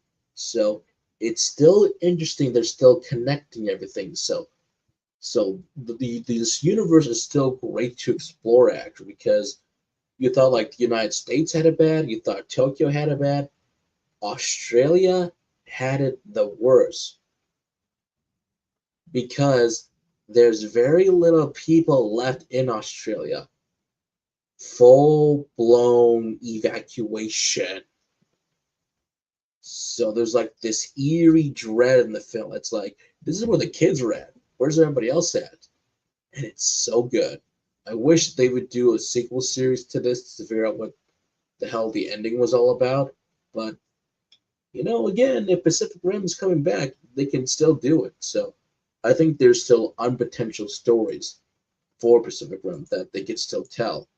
And like I said, with comic books, get another comic book going. Please, I would love to read it. But this is what also I found out more about Tron Uprising. Of all the different writers that contribute to the screenplay, some of them are really good, others are really bad. But if you want to know who was like the main culprit, this guy, Daredevil, Born Again, wrote the final screenplay. Oh, And some people do share the story credits, but the other guys up here are also the people who did like all the additional material. So it's like what Aaron and I just said. It's too many different writers, too many different cooks. Wow. And look at the Borderlands movie. Look at the Borderlands movie that you and I saw about like a year and a half ago, where I will give the main actress credit who played Lilith. At least she actually sat down. I love Kate. At least she sat down and played the game to get into the character of Lilith, and she did a very good job. I love Tiny Tina's actress. She was very energetic, like the character. I felt like she nailed it. The guy who plays Psycho Craig, Craig is easy to nail down, so they got the right guy. Again, Kevin Hart is still not my pick for Roland, but I'll give him flowers for a couple times because there was a couple scenes that I really liked him as the character, and I felt like, great, this is the character that I need. Come on, you can do it. Just not the right pick. So very odd casting. He could have probably no way that wouldn't work because Earl's only seen a few times in Borderlands 2. Oh, Kevin Hart. Where can we put you in Borderlands? That's a very good question. If he was more like one of the Crimson Lancers, I think that would have been great. Actually, I could see that. I can see that. Like one of the scouts that we always see, helping them out. Could have been someone, a Moxie Love's interest at one time. The actress who played Moxie was very good, actually. Oh, she got that. She nailed down Moxie. I'm like, damn, mama, hit me up. I thought she was going to suck because I'm like, no. But then I remember, Moxie is older. To be fair, she is a mom. She had those 2 kids. And I'm like, okay, let's see how she does. I'm like, yes, this is Moxie. Jamie was a no for me for Tannis. Oh, God. I thought she was even worse than Kevin Hart. At least Kevin was trying. Jamie felt like she was literally cosplaying. Jamie felt like she was cosplaying. You could just tell. Her. If she was voicing Tannis, I would be okay with it. But Tannis is supposed to be younger than Moxie. I'm like, no. Like, if Jamie Lee Curtis did dye her hair black, I think it would have been halfway passable. Halfway. I mean that. I mean halfway passable. But that movie is such... Oh my God. I get what they were doing. But ladies and gentlemen, this right here further backs up what I've been saying. Too many cooks in the kitchen. Look at the different writers in here. I do not know what the Marvels is doing in here. Get the fuck out of here, please. Ford versus Ferrari. Okay, that was actually a good movie. Yes, I will give it that. But holy crap, we have one. Some of them are really good writers, others are bad. 6, 7, 8. You can we have 9 writers in one room. Joker. Eventually, the problem with the draft that was probably the best draft they had, but then they kept editing it. They kept doing different stuff. But this is the problem. How many writers do you need in a room on a basis level? I mean, there were still multiple writers for the last James Bond movie that I still really like. I like No Time to Die. Very, very well executed film. But at the same time, it just goes to show you that sometimes you just need to, again, have a good editors, as fans will say, and say, stop. No. But this is who Jamie Lee Curtis should have been playing all along. If you're going to have her on anything, Dr. Queen, because she was literally perfect for this. But don't worry, even though she didn't get it for the Netflix series, the actress they hired for her is actually pretty good. So I'm like, okay, we haven't seen her yet, but that's fine. That's who she should have been playing. Yeah. What's up, JR? Hope you're good, buddy. But thinking about Atlas has announced a patch for Persona 3 Reloaded on October 23rd, tomorrow, with 8 songs performed by the original Persona 3 vocalist Yumi Kuromara. They could be used in dungeons and in battles. Songs include Memories of You, Brand New Days, and more. Now, to be fair, I am going to be the biggest thing for Persona 3 Reloaded. Lotus Speaking of Shoes which, sounded Joker, your fine. character, Joker's going to be released tomorrow. It was the new singer that they hired that I felt like she needed more time with Persona 3, with the song, with the vocals, with the lyrics. Granted, some of these songs were like kind of like Yumi, when you hear Burn My Dread, she really did nail that grunge that they were kind of going for, like, you know, burn my dread, da da da da da da da. Like, you have to listen to it to understand it. Even to some of the battle music you heard, which was fine, but the new singer that they had for Persona 3, it felt like she was struggling at times. Sometimes it's like, all right, the bridge stuff was a little bit better for some of the sections in the song. Other times that they were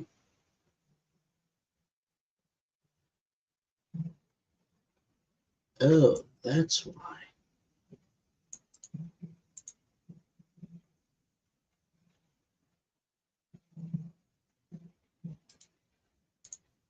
But it just kind of shows you that sometimes everyone's taste will be different, but at the same time, it could have been just a little bit better, because it's not her fault. It's more like you can practice and practice, and sometimes it's just not as good.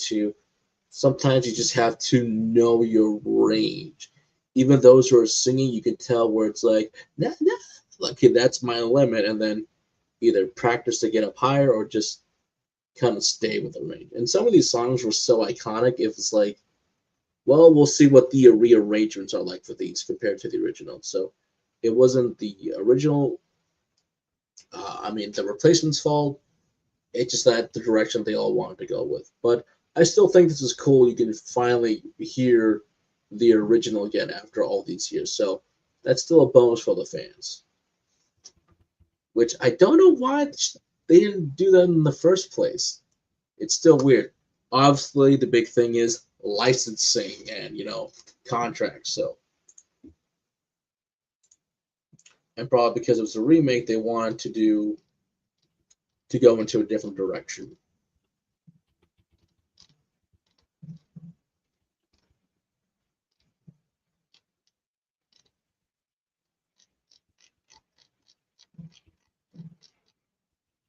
What else we got here?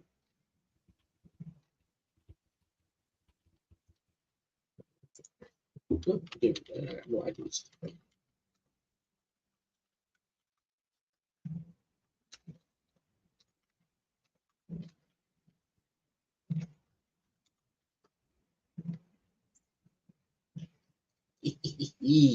All right, since I'm slightly running out of news right now to talk about, I can do this, to say the least. So you gotta remember, the site will take forever to load. So wait a minute, next month, around this time next month, I'll be at my convention, probably the final day, or just getting started, depending on what we're doing. So ColossalCon North is a convention within the Wisconsin Dells. For those who are attending this year, Remember, you gotta Hey, order your tickets right Trollmonger. now and get in because the date to come into the con is starting November 20th. That is like day zero, night zero for those who are going to be attending. The first day is on November 21st, 2025. So I thought it'd be fun that I go through over the guests that have been announced so far. So obviously we got ourselves the wonderful, beautiful. Yes, she is from Wisconsin, from Milwaukee. The beautiful Faye Mana. Yes. From Stolfa from Fate Apocrypha. Yukiko from JoJo Bizarre Adventure Part 4.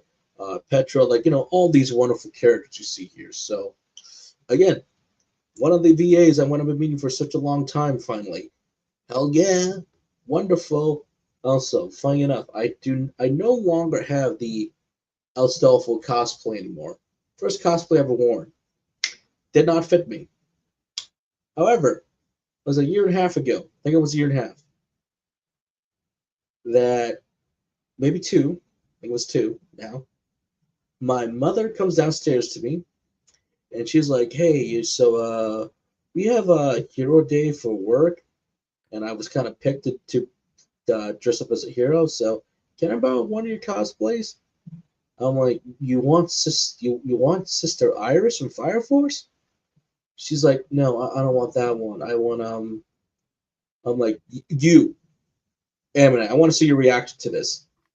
I'm like, "Wait, Mom, you want him? You want to wear El Stelfo, Rider for Black, for a Hero Week for your job because she was picked." Here's the thing, though. She actually made it work, actually. So I gave her the costume. She put it on. I was like, "You know what? Not bad, actually." I'm like, not bad. She got the wig, the At costume least on, it made worked. it work better than me. Then I was like, "Great." So then I had it's on my phone, so I'm going to show Faye that, "Faye, you got to see this video that I recorded." It's Mom walking downstairs and be like, "Okay, honey, it's superhero week at work, and this is what I'm wearing." And Dad's like, "Oh, wow." And then Dad's trying to ask me like, "So is this a hero?" I'm like, "Yes." In English, Yes. yes, he is a hero. So she's gonna love it. And I will definitely be asking for an autograph for El Stolfo because that's my first cosplay, man. First character I ever worn. So I'm definitely gonna go with El Stolfo. So that's great. Tia Bar, Tia Bar. Everyone's favorite waifu. Yes. Hero Yes. 2. Oh God. Happy from Fairy Tale. She was Kara from One Piece. She's in Black Clover. Rosario. I forgot she was Mizuru from Missouri. Missouri from Rosario Vampire. So much more. I think she was been. I think I missed her a couple times because she was kind of close, and then or two like I'm just busy working, so I can't go to this con right now. So or I'm on I did vacation, miss can't her go a few. to it. I did So miss her a few times. So yeah, I did so miss her this a will be few times. great, but now I got a choice. Do I want an actual autograph for Mizoro, or do I take the gamble and bring the big box I have in here of Rosario plus Vampire and have her sign that instead? Ooh. Because when I Chat, think what do you about it, think? Because everybody, chat, you guys seen his collection. He's not bullshitting. He has the entire manga collection of Rosario Vampire, and I am not going to get into the price because even I am just like completely baffled. just remember I have this Oh, bad boy right here, which is the entire collection of the manga of Series 1 and Series 2, and you get this beautiful is illustration as that well. is that? Oh, actually, Joker. Oh wait, that won't work. I was about to suggest you could get the autograph above her head, above Missouri, above it on that frame right there, but But how do I do this? Because I'm like, oh god, do I just get Missouri, or do I bring this bad boy? Be like, okay, I need a gold marker, and you need to sign carefully on here. so we don't damage it. Because where the hell do I put this? You see the conundrum, ladies and gentlemen, because I'm a crazy and just take a motherfucker. picture of this and say, "Hey, I have the full box set actually, so I couldn't bring that, but I just want Missouri." So, Actually, is there one with Missouri on the cover of the manga? there is. Is there one with her? Is there one with her on the cover? If anything, if you could find another copy of that manga, my suggestion would be this: you could leave the original in there, and bring the copy of it, to the convention. I think that's what I might want to do for a couple of them, because some of them I do have their mangas, like the Sekirei. I can get one more volume of volume 10. I don't think the volumes are that expensive. They're not that expensive. Depends. Like, I mean, it depends on where you look. Hey, superfan Adam Sean, I haven't seen you in a while. What's up, buddy? I haven't seen you in a while. I'm glad you're here with us. Troll is saying I should take the gamble. Like, take the gamble. I think people would be jealous. This is a one-time opportunity. Take the gamble. I will tell you that did cost me over $100 on, and that was on Amazon Prime Day. So it went from 200 down to 100. So I'm like, I might as well take the deal now. But don't forget, I also have Alexis Tipton already has me a Rosario Vampire from Mocha just as a single poster. So if Alexis ever comes, I might have to do that as well. So I'm in a conundrum. So Alchemy's saying take the gamble. Trollmonger saying take the gamble. I think Amy and I should just do a poll and be like, all right, Joker needs to do. we need. I need more advice here. If Phoenix says you should take if Phoenix says that's. To me, it's just gonna be like, okay, will the signature get damaged? Will it not get damaged? That's the concerning part. But finally, I get to meet Tia, so I'm very excited for that. That's wonderful. Here's a different one right here. Milan, I always keep saying I know her from somewhere, and now I know why. There we go. It's this one right here. That's how I know her. Mallory Morris. Let's see. She does get around. The voice is familiar. I'm like, who? Oh, she's Inca from Fire Force. Yes. So she's Inca from Fire Force, because that's up here. Because you see the Fire Force character design very easily. And then this one right here, I'm like, I've seen this character like before. I'm like, oh, there she is. I'm like, that's why I'd known her. Obviously, cool stuff from Beastars. I love Beastars on Netflix. My hero. So I'll stop by and say hi to her. So someone I do recognize the voice, but I'm like, oh, so that's her. That's who she is. So I'm like, that'll be fun and exciting for me to see. Now, the reason why I keep saying that, because Joel McDolan, all these wonderful characters up here, great. Yeah, but you know who's he from? I see Space Dandy. He's the main protagonist, the Sekirei. Yes. And don't forget, here's the thing. Tia is also in this. Oh, you could get that double autographed. You could get because a double autograph. The one I keep saying that I can get this double autograph because she is Kusuno. This is why I keep saying that for Sekirei, I can get this one back easily. It's just the dreaded Volume 5.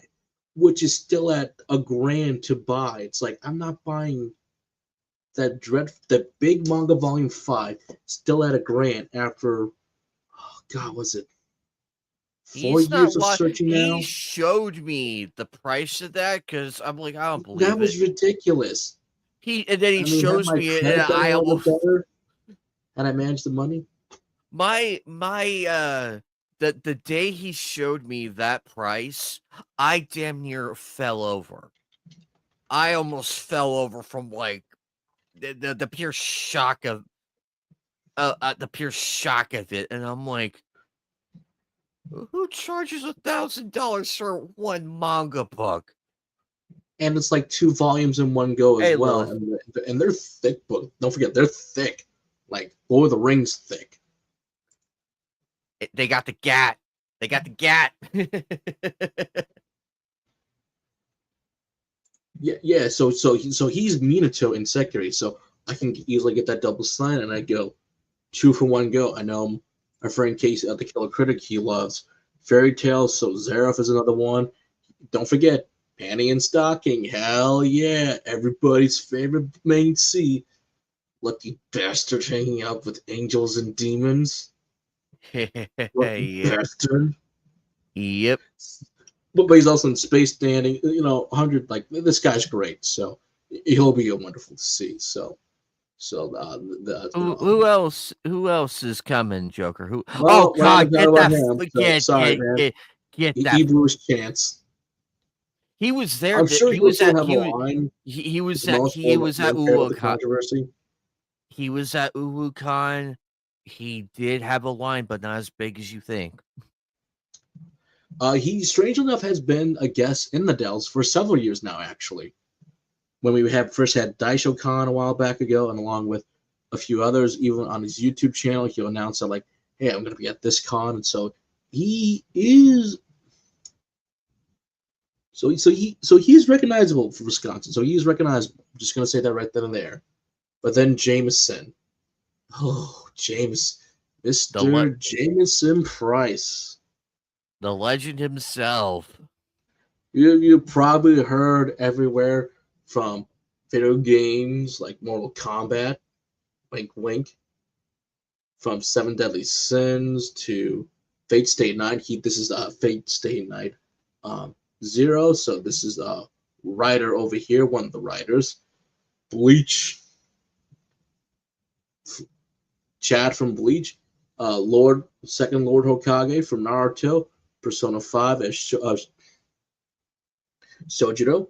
But most importantly, for me, he is Father Nier in Nier Gestalt, released on the original PS3 and Xbox 360, aka the original Nier released in the West. Not Brother Nier, we had Father Nier. The Nier that I prefer much better. Don't get me wrong, I love Zach Gelgar, who did a good job for Brother Nier in the first half of Route A, but then he didn't voice time skip Nier for the remainder of the game. It went to goodness gracious, what is his name? What is his name again? I forgot already. Ray Chase, which I'm fine with Ray Chase, but I wish it was Zach, man, because Zach does have the range to do it, but maybe he was just too busy working. It's like, oh no, this is the direction we want to go. You'll do a younger Nier, and then you'll do, which is fine. But Jameson, I can't wait to meet you, brother, because I still have my copy of the original Nier. It's downstairs.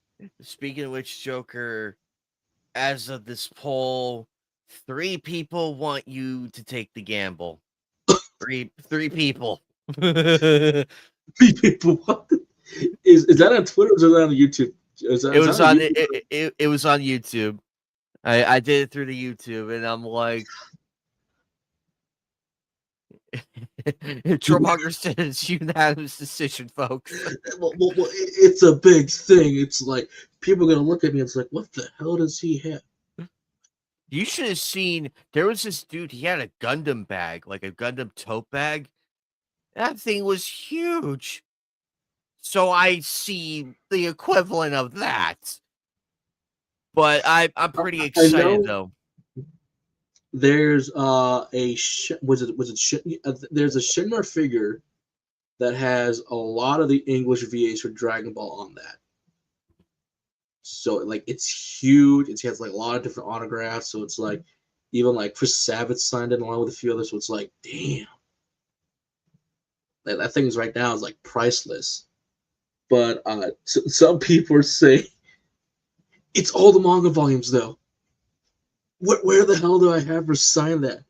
She might just say, no, we're not going to sign it. I can give you this instead. But it's like,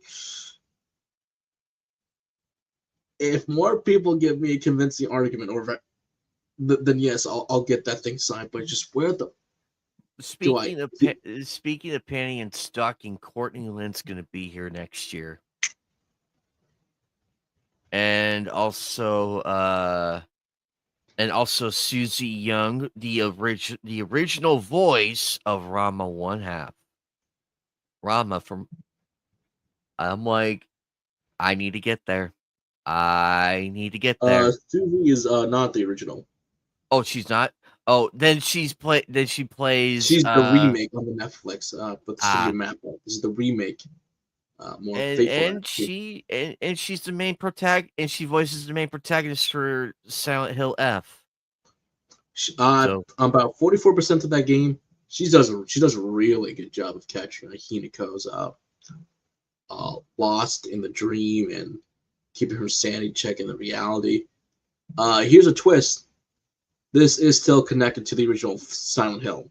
How? Take a look at what you're taking to heal yourselves. There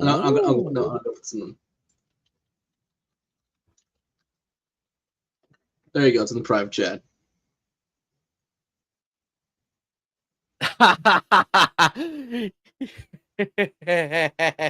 That's all I'm gonna say. That's all I'm gonna. That's the only hint you're gonna get, ladies and gentlemen. I felt like that was a clever twist, but there's a lot of voice actors here that I'm great to see come, and like I can almost like literally do at least like almost kind of did like a few years ago. Go like 1, 2, 3 of them, like almost do like all 4 right away. But we're not quite done quite yet. There's some great musical guests coming over here, like with all the greats. You're going to have some great musical guests. So for those who have seen some of them, don't forget they do get around. You know, I think this is still cool and everything. So I like that. And I've seen a couple of their performances because I kind of sneak it. No, not sneak it. I kind of like take a peek and be like, okay, what's kind of type of music they're playing? They're pretty cool. But the one that I always love is Kaza. I have seen them 4 times. 4 times. I've seen them perform 4 times at this convention. They always do night 1 and then night 2. Night 1's always a little shorter. Night 2 is the encore, much longer. And Kaza, they're all from Japan, but operate from Tennessee. So they're legit. Yeah. Actually, you know what's so crazy, Joker? I was not standing far away from James Rolfe when he was on stage, like performing with his band and everything. And then when I finally got to meet him, I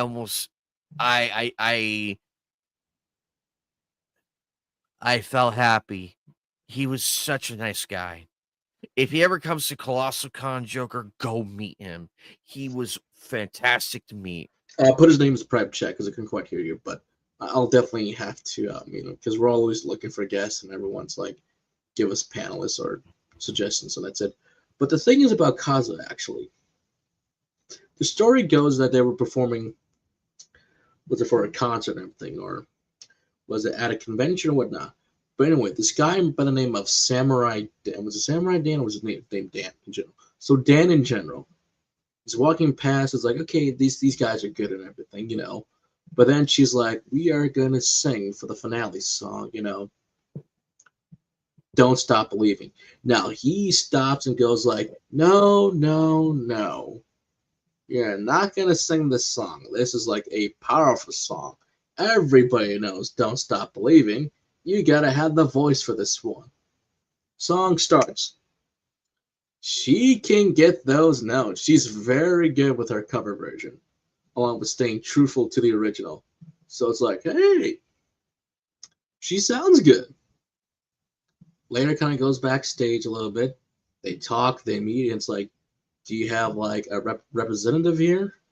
Outside, of course, of being from operating Tennessee, it's like, no. He takes them on the offer. It's like, I'll kind of get you around a little bit more better with some cons and a few others.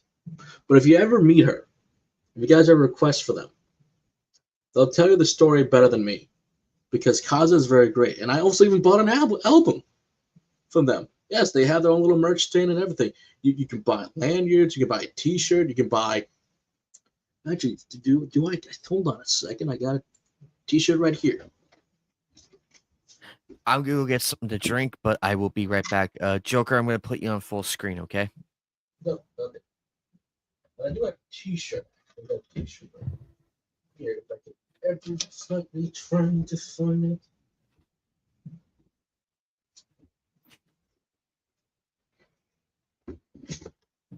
Ah, it's a little wrinkle right now, but this is a T-shirt that I bought after their first concert that I attended. To them at the convention, I was like, "Damn, I want this one." I know where the album's at, but I'll show you the T-shirt. So this is actually pretty cool, legit. So I love buying T-shirts and everything. So this was great. So I absolutely love this shirt. I like to support new artists I like to find, and I was like, yeah. They do also do a small meet and greet within their merch selling if you meet them at the right time in the concerts. And yeah, she's wonderful to me. So I absolutely love hearing their performances. They're a really good band, and they'll even do good covers. They do sing both originals and covers as well.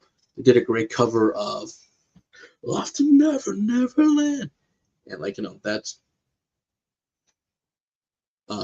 great as well. So if you guys ever see them, the answer to that to me is kind of request for them. They're great. They're wonderful. For those who are in the Tennessee area, again, get them for your cons. You'll have a great time. You guys will have a blast, and they're always willing. Yeah, they're willing to come down. So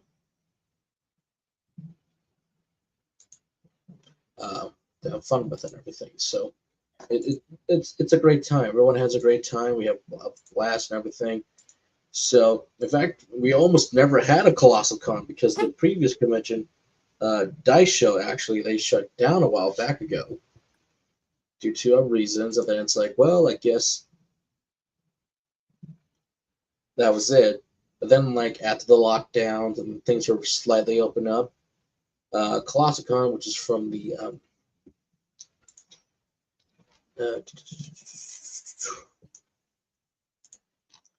because the main ones they kind of like operate out of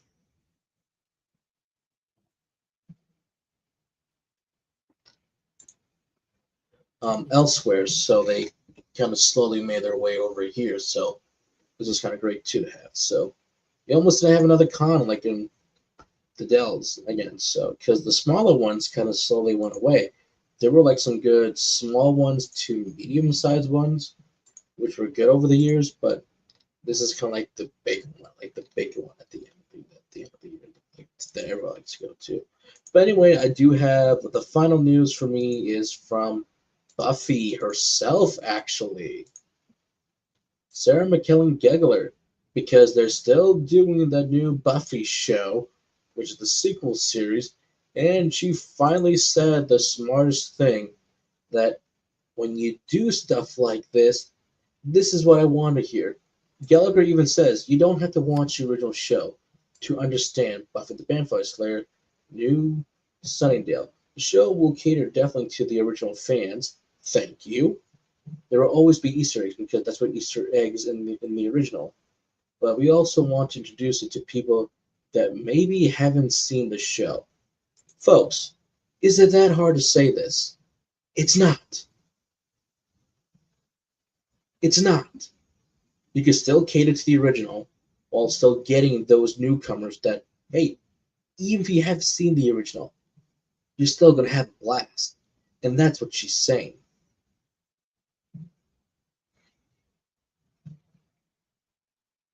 Exactly, and she believe, and that's how it should be. You respect the original lore because we all have seen the original Buffy the Vampire Slayer. It is not that difficult to follow. I feel like Charmed is a bit more confusing than that, but Buffy the Vampire Slayer, it's like Blade. I'm being dead. I'm not joking. It's like Blade. It's simple to follow. Buffy is an ass-kicking vampire hunter. Blade is the same thing. Two different people in two different worlds hunting vampires. You don't have to watch the original, ladies and gentlemen. You don't have to. You're fine.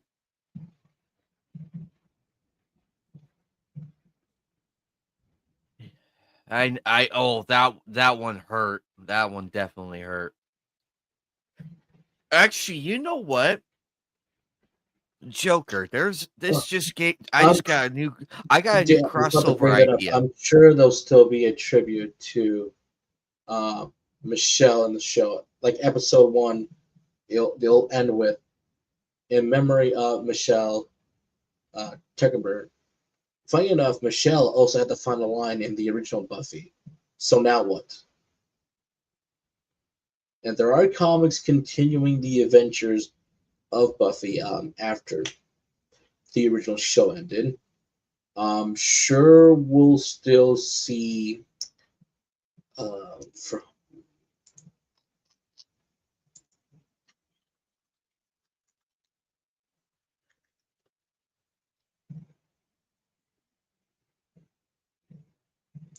I'm sure we'll still see Allison hanging in the new series because she was like a kind of like a mage in the first series. So I'm sure she'll make a cameo in that as well, along with OG Buffy herself, along with a few of the other cast members as well. I don't think we'll see the biggest. What was his name again?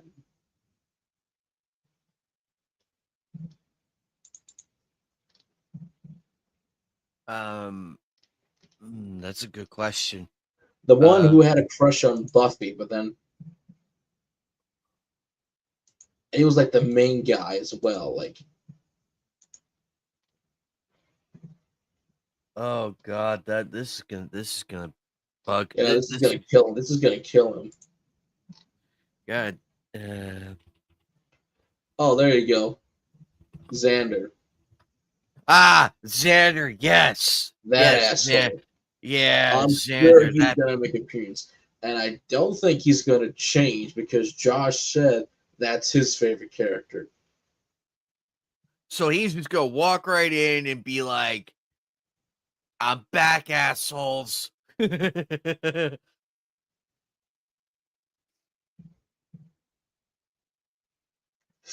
Uh, But unless actually, I'll be though, surprised if they do change him. I'll be surprised if they do change him a little bit because, but I'm not holding my breath to it at all. I'm not really gonna actually, hold I my did breath to think that of a one. crossover. But the thing with that Michelle said that it's the truth. You want the new fans, you can get them into it. And if you guys do like the new show for Buffy, check out the OG, check out the comic as well. So, because without these, you would never have Buffy. But also at the same time, I'm still mad Angel got canceled. Oh, that was such a that was crap. I couldn't believe they did that. I'm like, why? And Why? apparently the reason was that apparently Josh asked too soon, and that's when they said no. Despite a very good last season, he kind of asked too soon to renew it, and then they were like, no.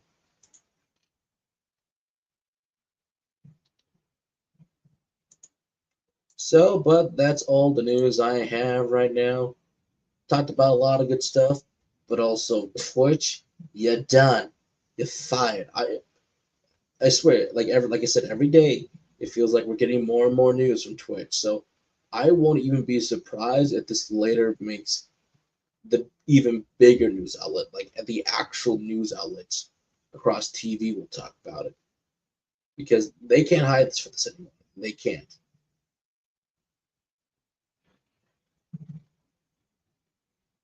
Oh, I agree, and it's just it's just a gift that keeps on giving, ladies and gentlemen.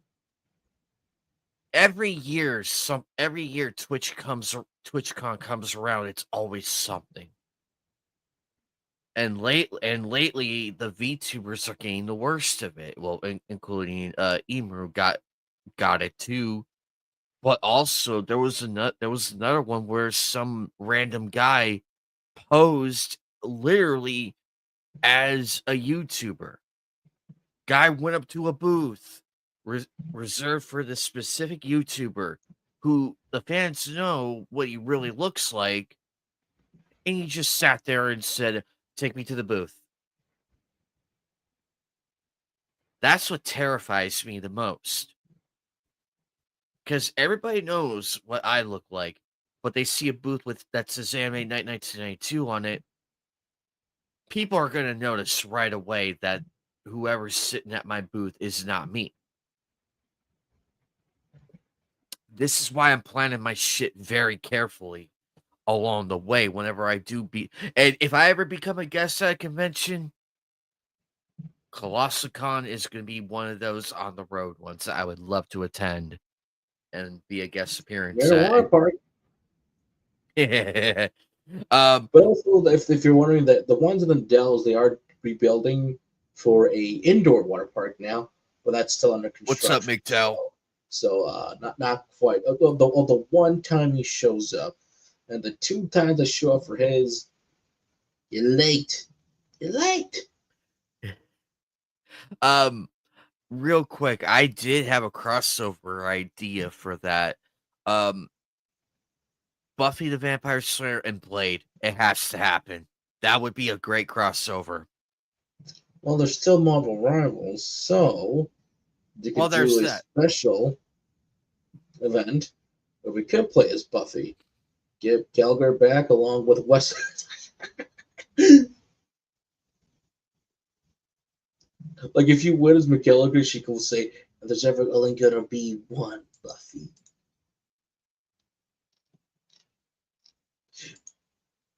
But anyway, guys, that's it for us. We'll get out of here.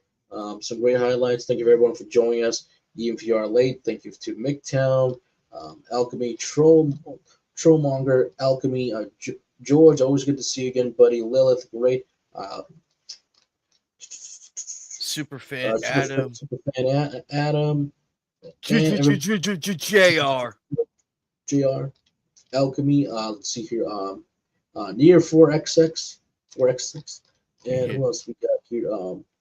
Trump YouTuber Vanessa Kitty and Sailor Outlaw George, who we always love to see here more often. And those who are watching on either Rumble or Twitch, at Twitter, thank you for joining us. Don't forget that tomorrow night, hopefully things go great.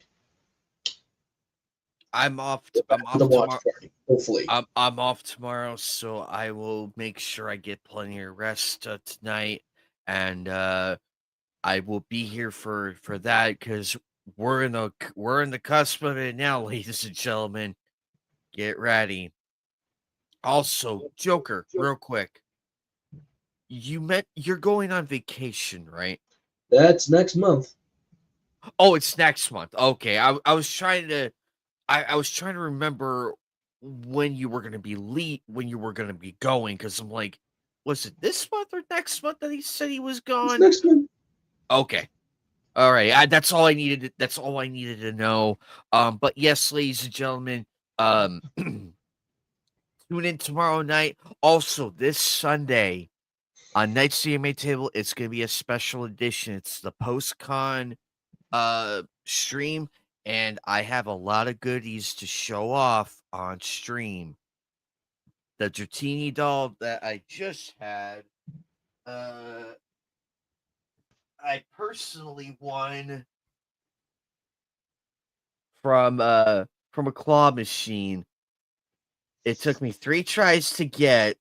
I nearly got Lugia and Dragon Knight. I nearly got those 2, but no cigar. But I'm happy with my Dratini. I am so happy. Anyway, guys, again, thank you for the messages and the kind words and everything. Thank you again.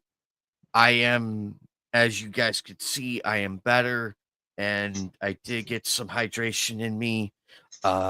Joker, thank you again for being a wonderful co-host and getting us and steering the ship for a little bit. Check out everybody's channels. We're gonna get out of here. Bye, guys.